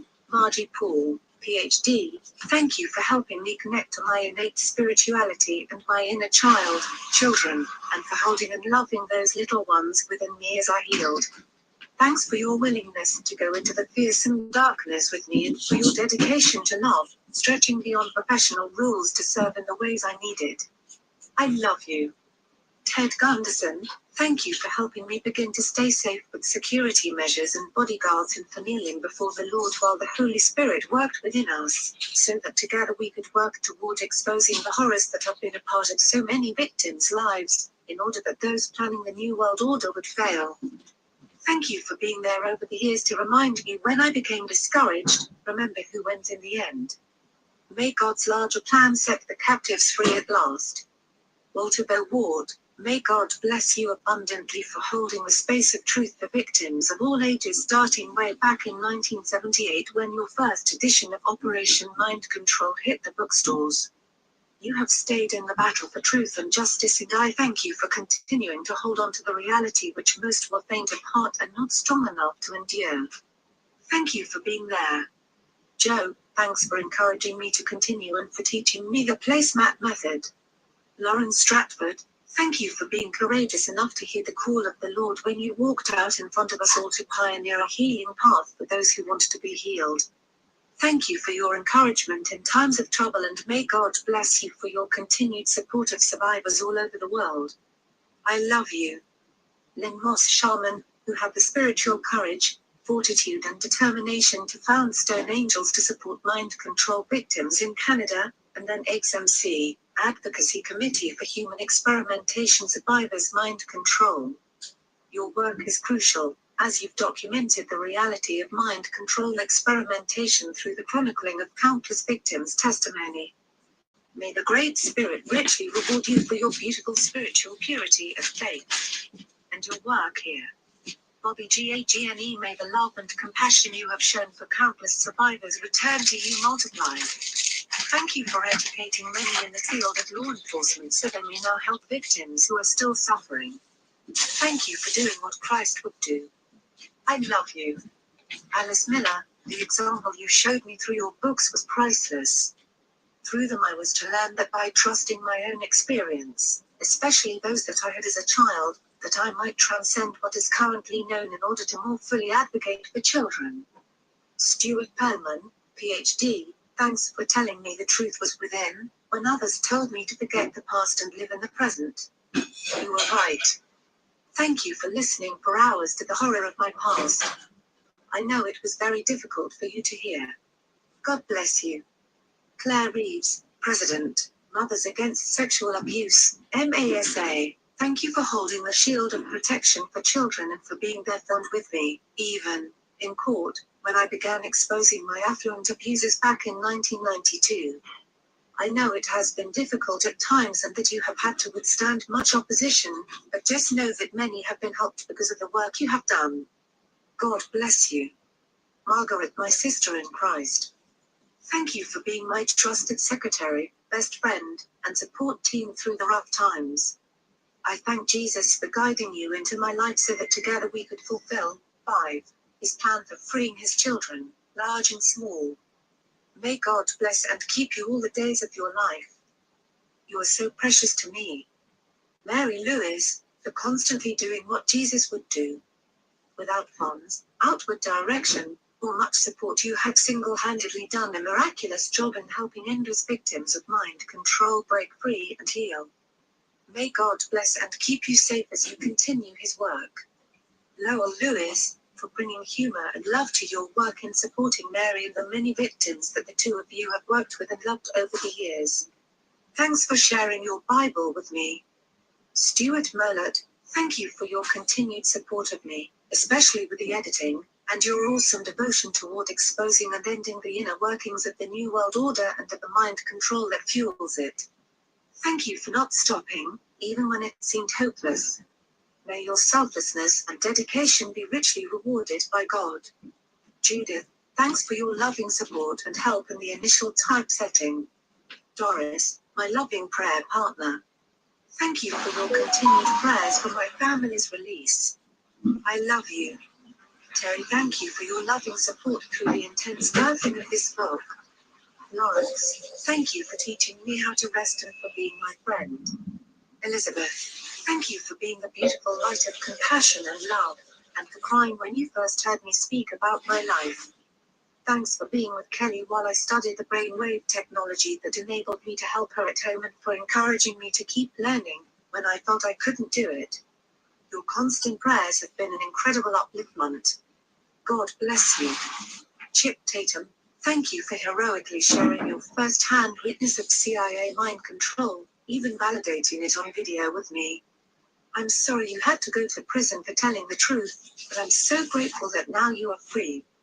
God bless you and your wife in your new life. All those that went before, I want to thank all those courageous souls who gave their lives in the service of ending this abuse.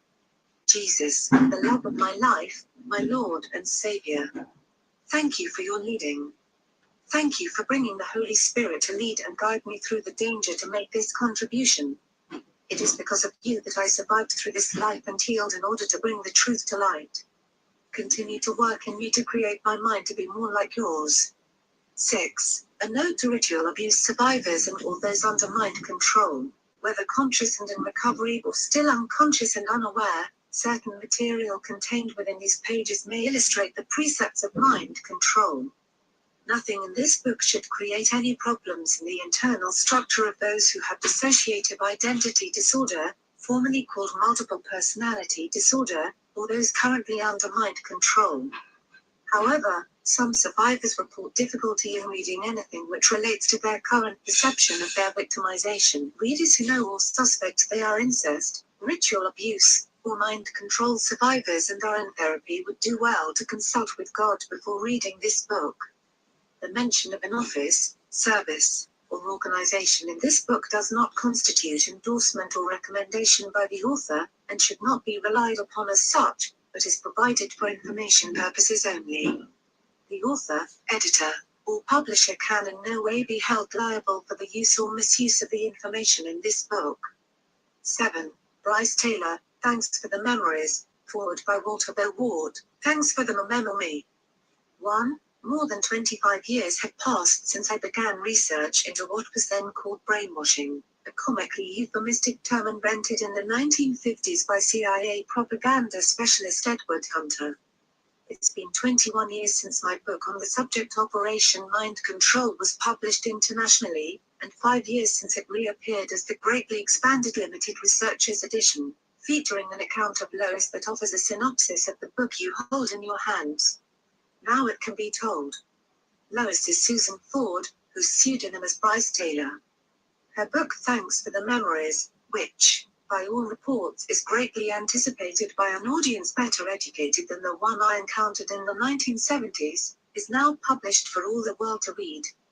I wrote my book Operation Mind Control while living in Arizona, still a backward state, dominated by federal funds and jobs, and the dissociated and extremely provincial beliefs that come with it. In the 70s, most of the people I spoke with about what I called, generically, Mind control thought I was crazy. Those who were not afraid to express their opinions on the subject believed it to be impossible. They strongly believed they could not be made to do something against their will and without their own knowledge. They believed they had indomitable powers at will, like the CIA-funded psychologist, Timothy Leary's fellow debater and Watergate burglar, G. Gordon Liddy. They believed, beyond a shadow of a doubt, that they could not be broken, fragmented, and mentally enslaved by any technology, even if it included hypnosis, drugs, electronic brain stimulation, or what came to be called biological process control. My interest in this subject was piqued by a young man, David, I had known all my life. He returned from a 4-year tour with the United States Air Force in a confused and deeply tormented state. You could not say that he had a destroyed mind. He suffered from complete amnesia about the past years of service in the USAF, but he was making straight A's in pre-medical courses at a prominent university. I did not recognize him as he sat, slumped in an overstuffed chair in my living room in 1973. He had undergone a couple of years of treatment with a competent psychiatrist and was finally asked by her, "Do you want to know what this is and how it was created, or do you just want to be able to function?" He decided that functioning was good enough, and his treatment accelerated, taking a wide turn away from the historical events he remembered, which included being a human tape recorder, and witnessing the most secret negotiations with North Vietnam and with royals of the Arabic persuasion who beheaded a prisoner he had just witnessed being interrogated. The image of this decapitation still haunts him in his dreams. In 1973, the Rockefeller Commission's report revealed that CIA Director Richard Helms had supposedly destroyed 153 separate files on the long-running, top-secret project called Cultura as his last act in office. Wow. In years to come, many of those files were discovered as misplaced files. They revealed a long history of criminal activities by individuals who ignored the National Security Act and ran amok, arrogantly treating citizens of their own country as just so many lab rats. I can hypnotize a man, without his knowledge or consent, into committing treason against the United States. Dr. George Esther Brooks, 1943. This Canadian-born Rhodes Scholar was a hypnosis expert and a former professor at Colgate University with long-standing ties to U.S. military and domestic intelligence, and to Martin Orne, MD. Alright. I don't know, Mo, if it was Scott Channel. You said change the name from Wayne. Oh yeah, Wayne, Australia. I found out it was Uncle John. You changed it to Uncle John, Wayne. Yeah. That's OSY I asked. The chat. Frequently why you chat. Okay. Was Scott saying something about Wayne changing the name Uncle John? No, I noticed that myself a while ago. Tanya a while ago, before they blocked her talking to me, said also he uses that name and he's on Discord on a different server using a different name also again as well. After see if it is the same one by checking the website, not the website, 4 hours streaming. Because a large leaf from a tropical plant was making the noise. Once they understood there was nothing to fear, the villagers went to sleep that night and didn't hear the elephant snorting. Scott said I use nor did they mention it again. In those days, caps. Yes, I know. You said that before, don't you? Why you use it? I use caps on channels when chat is busy. Yeah, don't blame you. You're a good moderator. So my comment stands out. And some use small devices, that's right. Or have bad eyesight. Exactly, well thought out, Mo. Trained elephant in a particular cave next to our hometown. I cannot tell you the experiences Sue Ford reports are accurate to the letter, since I was not a witness to all of them. But, as I revealed in Operation Mind Control, 1994, I once saw Sue on a Palm Springs golf course in the company of her alleged handler, Bob Hope. At that time I was editor-in-chief of Palm Springs Life magazine, which had just won the Maggie Award for publishing the Best City magazine. It was at the Bob Hope Classic that I saw Sue, but I didn't speak to her, as I was busy covering the happenings and celebrities, which have graced the magazine since the 1950s. Sue was one of the Bob Hope Classic hostesses, assisting the public and the press in a variety of functions. My path crossed Sue's again years later when I was interviewing another survivor of mind control, but I'll spare you those details. Just read my book. I can tell you that Sue Ford believes the story she has written with all her being, and her account is described herein has remained consistent. Most of her memories, conveyed in her book, she obtained outside of the therapy setting on the island of Kauai, while journaling on the beach, since she could not afford a therapist at that time. The perceived safety of the location and the steady sound of the waves in the background provided her with the ability to focus inward, allowing intense flashbacks to recur, including intense memory of her physical sensations during those events, called body memories, all of which she was able to write down in her journals. Sue's journals are amazingly free of mistakes, and that's no small feat since they were written in indelible ink. One gets the impression that Sue simply downloaded this material from her inner multiple personalities, who were desperately wanting to get this information out. Offering up these truths in these post-false memories Spindrome Foundation days takes courage. The well-funded foundation, composed of alleged pedophiles and psychiatrists, my term for professionals who worked for the CIA and mind control projects over a period of approximately 50 years, has led an effective fight in the courts to establish the fact that a person can easily be made to believe things which are not true. When I asked many of those who would later sit on the FMSF board, if a 9 person could be made to do something against their will and without their knowledge, they denied that it was possible in the mid-70s. They have not yet turned their earlier stance completely around.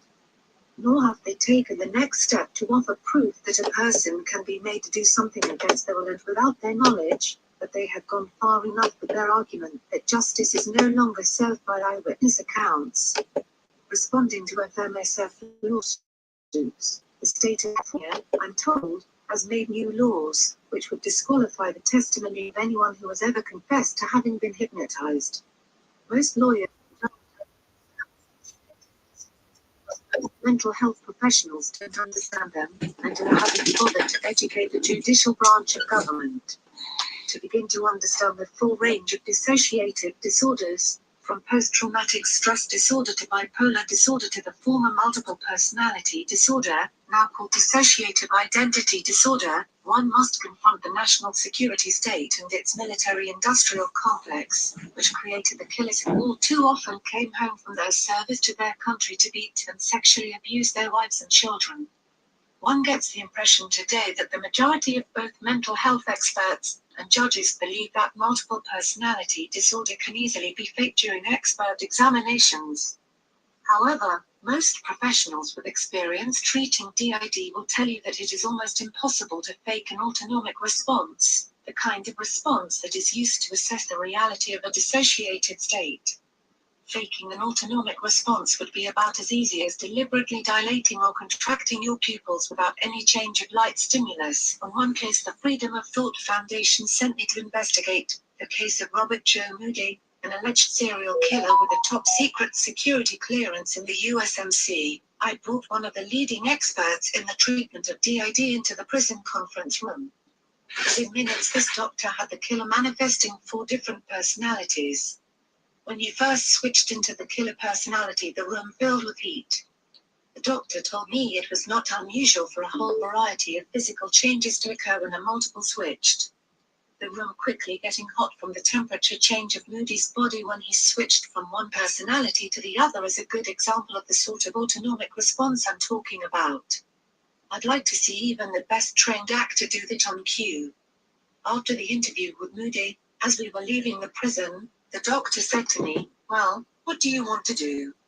Integrate these personalities, or just let the little 9-year-old personality take the punishment, death by lethal injection, for all the others, just like he has always been doing?" In the only study of death row inmates in America, roughly 14% tested as being undiagnosed cases of DID. Only a few prisons were used in this study. It focused only on convicted murderers and did not investigate violent criminals who were convicted of assault or crimes less than murder. Other non-capital offenders were omitted. This study clearly showed the ignorance, or prejudice, of the American judicial system, one in which the diagnosis malingering is given to people suffering from DID. Malingering is a psychiatric term that means the subject is faking an illness. The poorly trained psychologists and psychiatrists working as court-appointed expert witnesses don't know how to test nor diagnose dissociative disorders. The most tragic moment of Moody's story, for most, is when they view the police videotape of the accused killer being read the Miranda warnings. Here, clearly, is the 9-year-old personality, Bobby, picking at a scab on his hand, speaking in a halting voice, not understanding who he was, due to amnestic fugue, nor what the words in the Miranda warnings meant. It was the only time the accused was read his rights.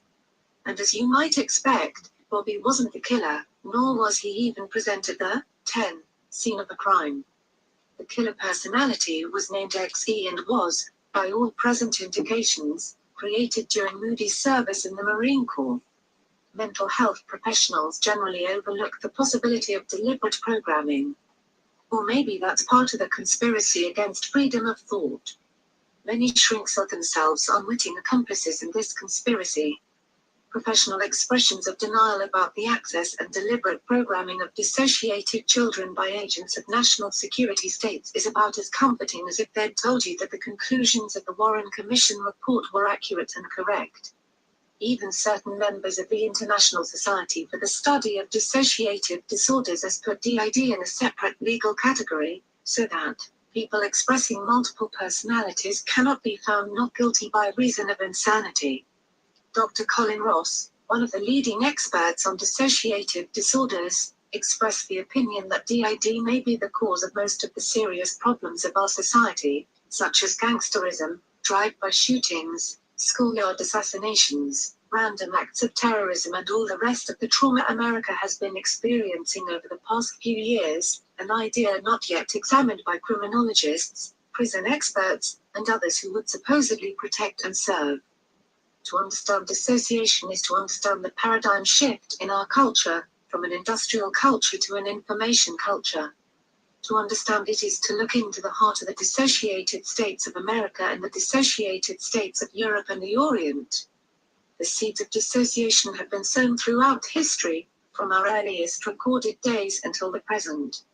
You can find evidence of it in the first terrors of the cavemen, in the shamanic practices of most primitive cultures, to the present co-option of severely dissociated people found among the ranks of modern military recruits. A cross-section of our society finds its way into military service, and a representational number of them suffer from dissociative disorders. These form a fertile pool for recruitment of programmed personnel.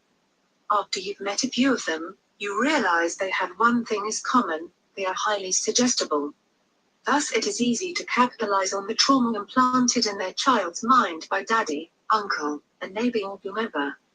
Once dissociation shows up in the military entrance tests, they are sorted out for programming. From their ranks are created autonomic assassins, amnestic couriers, and Matahari sex biology agents who've given their involuntary or with no consent form requested. Who would do such a thing, you ask? Read on. Learn about the cryptocracy that has been gradually amassing its power over the human mind since the days when the swastika was forced underground, and its armband torn from the sleeves, but its legacy was not removed from the hearts and minds of those welcomed to America under Project Paperclip, when Nazi war criminals, posing as scientists, were flown from the front, hidden among those who had spilled their blood fighting fascism. The value of programming to the cryptocrats is understood when you realize its usefulness in harnessing a slave labor force and covering up crimes. More than one forensic psychiatrist has told me that our criminal justice systems are not prepared to deal with these cases. And it's been that way for quite some time. The litigious actions of the False Memory Syndrome Foundation have done further damage to justice by successfully obfuscating the realities of dissociative disorders and by blaming its cause on the treatment of incompetent mental health professionals. Whether a victim of DID, trained and conditioned and honed for government use, claims they have been raised in a satanic cult, or a secret society, or been abducted by aliens matters not at all. For eons of time, throughout the entire history of mankind, as far as we know, war and trauma have created this evil, which is multi-generational, passed down the family tree from parent to child in an unbroken chain. The flavor of the torture matters not, it is nonetheless torture. The style of programming, 11, matters not, it is nonetheless programming. Usually the women are turned into slaves of one kind or another. The men are turned into killers or handlers. Regardless of the content of their story, the professional can only take it at face value, support the client, use it as a metaphor if nothing else, and try one technique after another until they get the results they are seeking, reintegration and eventual recovery. After spending the past 5 years studying programmed killers, it is refreshing to turn once again to Sue Ford's case. Most of us cannot keep from wincing at her vivid descriptions in certain parts. Others similarly victimized have experienced tortures so terrible, literally unspeakable, that they might think Sue had a privileged time of it. Though, Sue was used at a very high level in such ways that required her physical preservation. Many survivors, it would appear, are generally too incapacitated to write their own story and too destitute or crippled to achieve sufficient recovery. Sue's story, truly a psychiatrist's nightmare come true, is like a fascinating, multifaceted gemstone washed up on a wide, sandy Hawaiian beach after having battled typhoons, riptides and the treacherous forces of man and nature. It is the story of a survivor who truly has emerged as a victor against all odds. We must salute Sue. She has preceded the therapeutic community's understanding of dissociation and reintegration in the context of mind control. She's been a teacher as well as a patient, and has inspired many of those who are leading the way toward real healing, not just a drugging of symptoms as is too commonly found to be the mental health cure for MPD. Through her valiant recovery from trauma-based mind control, Sue has paved the way for other survivors to follow. Let's join her in shining the light on the path for those survivors who are ready, willing and able to stand and be counted. Their liberation will be ours, all of us. To your own free thinking. WHO Ward Director, Freedom of Thought Foundation, 12. Bryce Taylor, thanks for the memories. Historical overview, mind control in the modern context. Mind control is a mind control reinforcement to ensure amnesia of my use in pornography, prostitution, and later projects I was to serve in. By the end of the 5 inches grade, when I was almost 11, I had gone through puberty, was fully developed and had already had my menstrual cycle for a year. Despite the abuse, I was programmed to be an average student, with many school personalities who helped me act like a normal kid. Often I displayed behavior problems in school, as I acted out, due to what was secretly going on at home and at other dark, hidden places.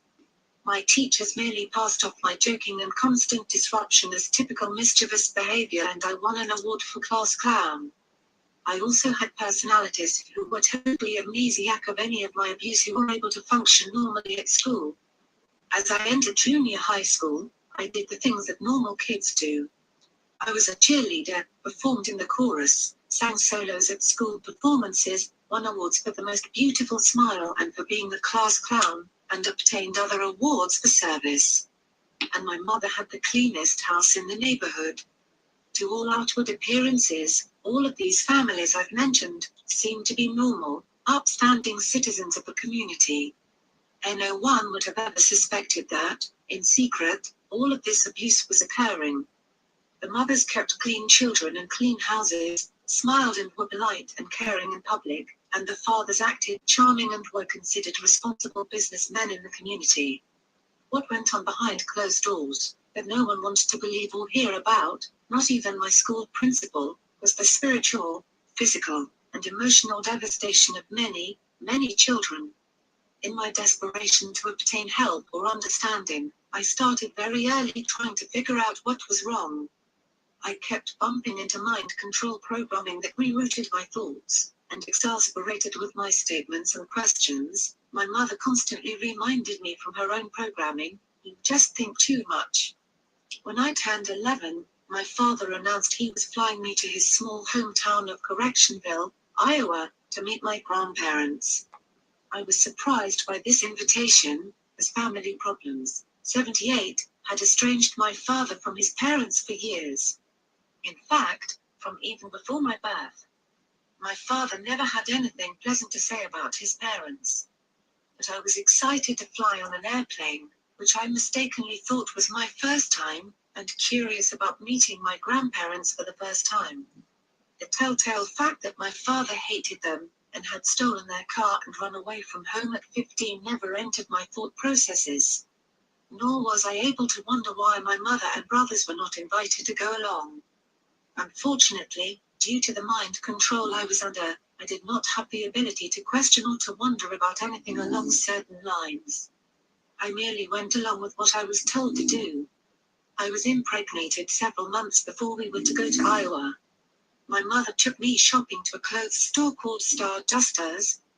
It was like Hollywood there. The sales lady picked out dresses and took me into the dressing room and, in spite of my embarrassment, dressed me in outfits complete with accessories. My mother bought me several expensive outfits, complete with hats, belts, purses and fancy, frilly undergarments, although she wore old, ragged clothes and at home the word was that we were broke. On the way home from our shopping spree, my mother took note of my maternally pooching tummy, and over the next few months, yelled at me constantly saying, "Hold in your stomach." Neither of us consciously knew that I was pregnant and I tried my best to hold in my tummy. During my teen years, I was usually anorexic, very thin, and didn't eat much, so the fact that I was pregnant for a month or two was not easy to detect, especially to those who wouldn't have ever expected it. My paternal grandfather, Ivan Charles Eckhart, was a Jersey ice cream manufacturer, a multimillionaire and mayor of the town of Correctionville, Iowa, where he lived with my grandmother. Later on he won a landslide election to become a supervisor of the 3rd District and for years was involved in both local and state politics. My paternal grandmother, Leah Eckhart, was a small but angry-tempered woman. Now I understand why. Instead of sleeping upstairs in the plush bedroom with my grandfather, she slept in a bare cement-floored basement on a small cot. At the time I could not question or wonder about that either. My grandparents are now both deceased, left with never having the opportunity of understanding or healing the intergenerational abuse that created this problem to begin with. I had many traumatic experiences on my visits to Iowa.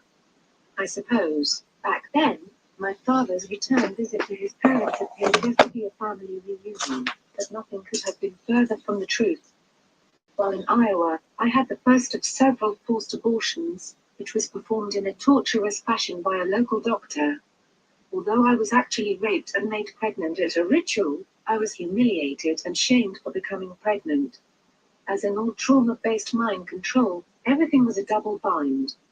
I was blamed and shamed for everything that happened, none of which I ever had any control over. My baby, which was not yet old enough to be born alive, was nevertheless a perfectly formed fetus.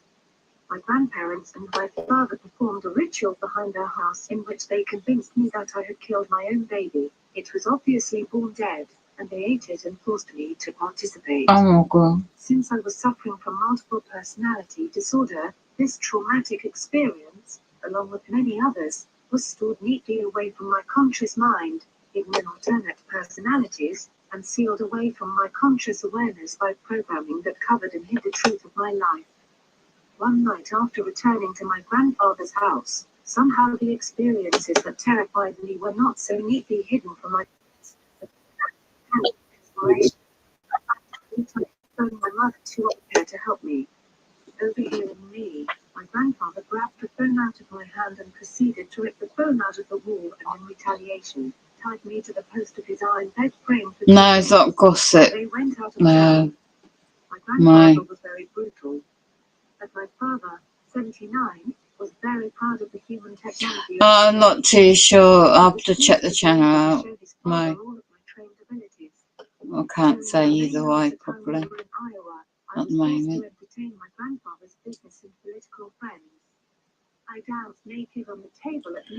Oh yeah, if you want to put a link to Solo America's channel in the chat, I haven't seen his channel in a long time.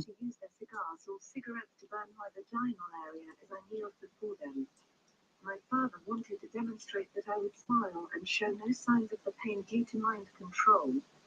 After these meetings, I was connected to a higher level. Don't blame you. From then on, when my father took me on our yearly trips to Iowa, I was slowly connected to more and more political figures. Yeah, exactly, mate. He used me wherever he could to get cash. Okay. If this cuts off, stop by doing it. I'm just going to try and get some sleep. Which was a treat we could not previously afford. It's 4 o'clock UK time. Thank you, property. Training farms. There were child and adolescent training centres called farms that I believe were located in Montreal, a city in the French Canadian province of Quebec. I was taken to one for grace training, and to step up the etiquette and formal training I would need to be used a notch higher. Other teenage girls were also there in training. It felt like a prison. I think I was there for a week. The video links in difficult the to chat. determine the actual span of time. It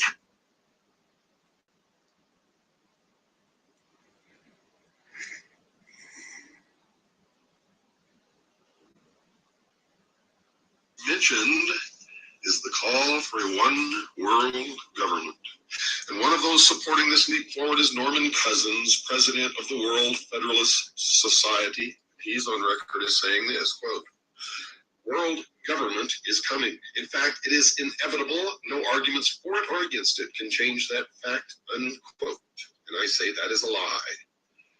240 million Americans standing up in concert with each other, holding a rifle in their hands, can stop it instantly in its tracks. And that's the truth of why we were given the second article and amendment to the Constitution. It has nothing to do with hunting or preserving your private property. It has to do with preserving our freedom. The goal of a one world government, folks, is not a new thought. One of the earliest formal organizations that supported the concept of that goal was the Illuminati, founded on May 1st, 1776 by Adam Weishaupt, a Jesuit priest, a professor at Ingolstadt University, a Jesuit university, a teacher of canon law, Professor Weishaupt. That's when Vicky went and educate yourself to law if you find it.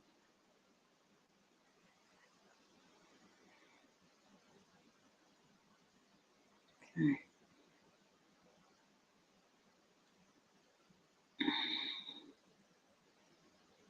Thirteenth of the 3rd, 2023. Monday UK time. 4ish or something in the morning, I think.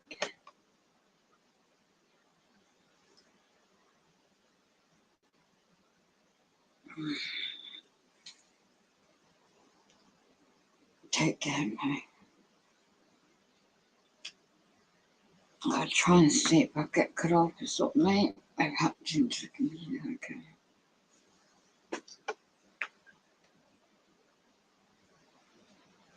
Oh, switch is on to live with the camera.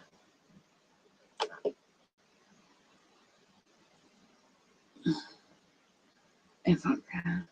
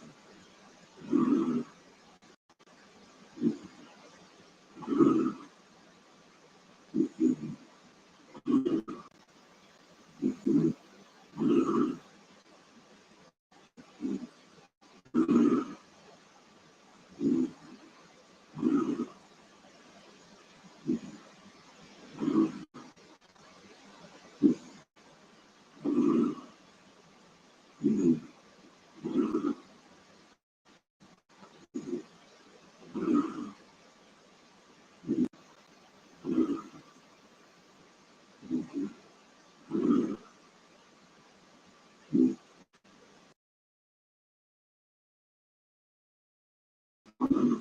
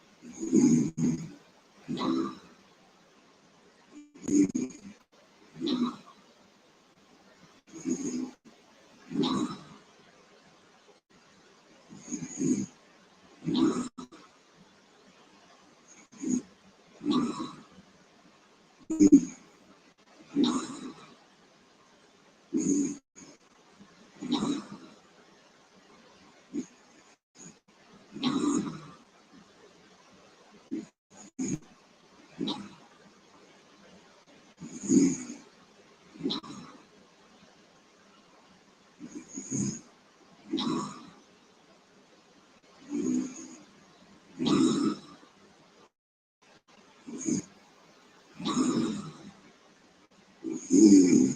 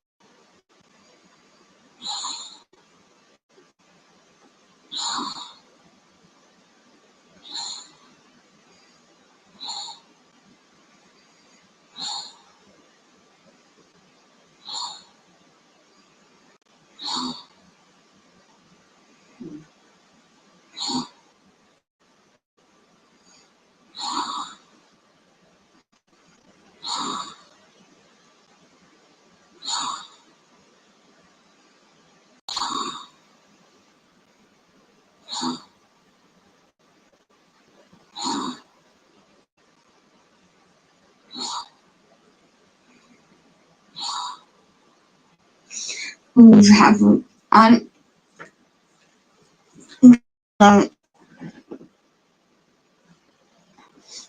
drink beforehand.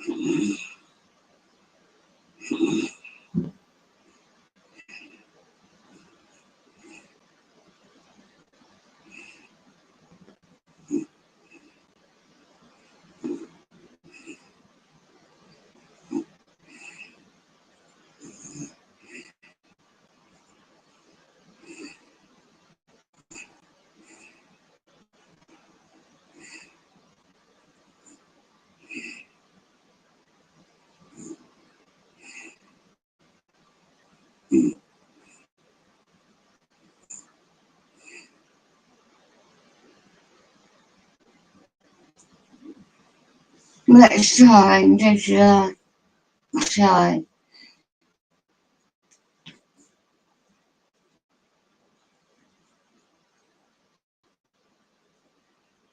Right.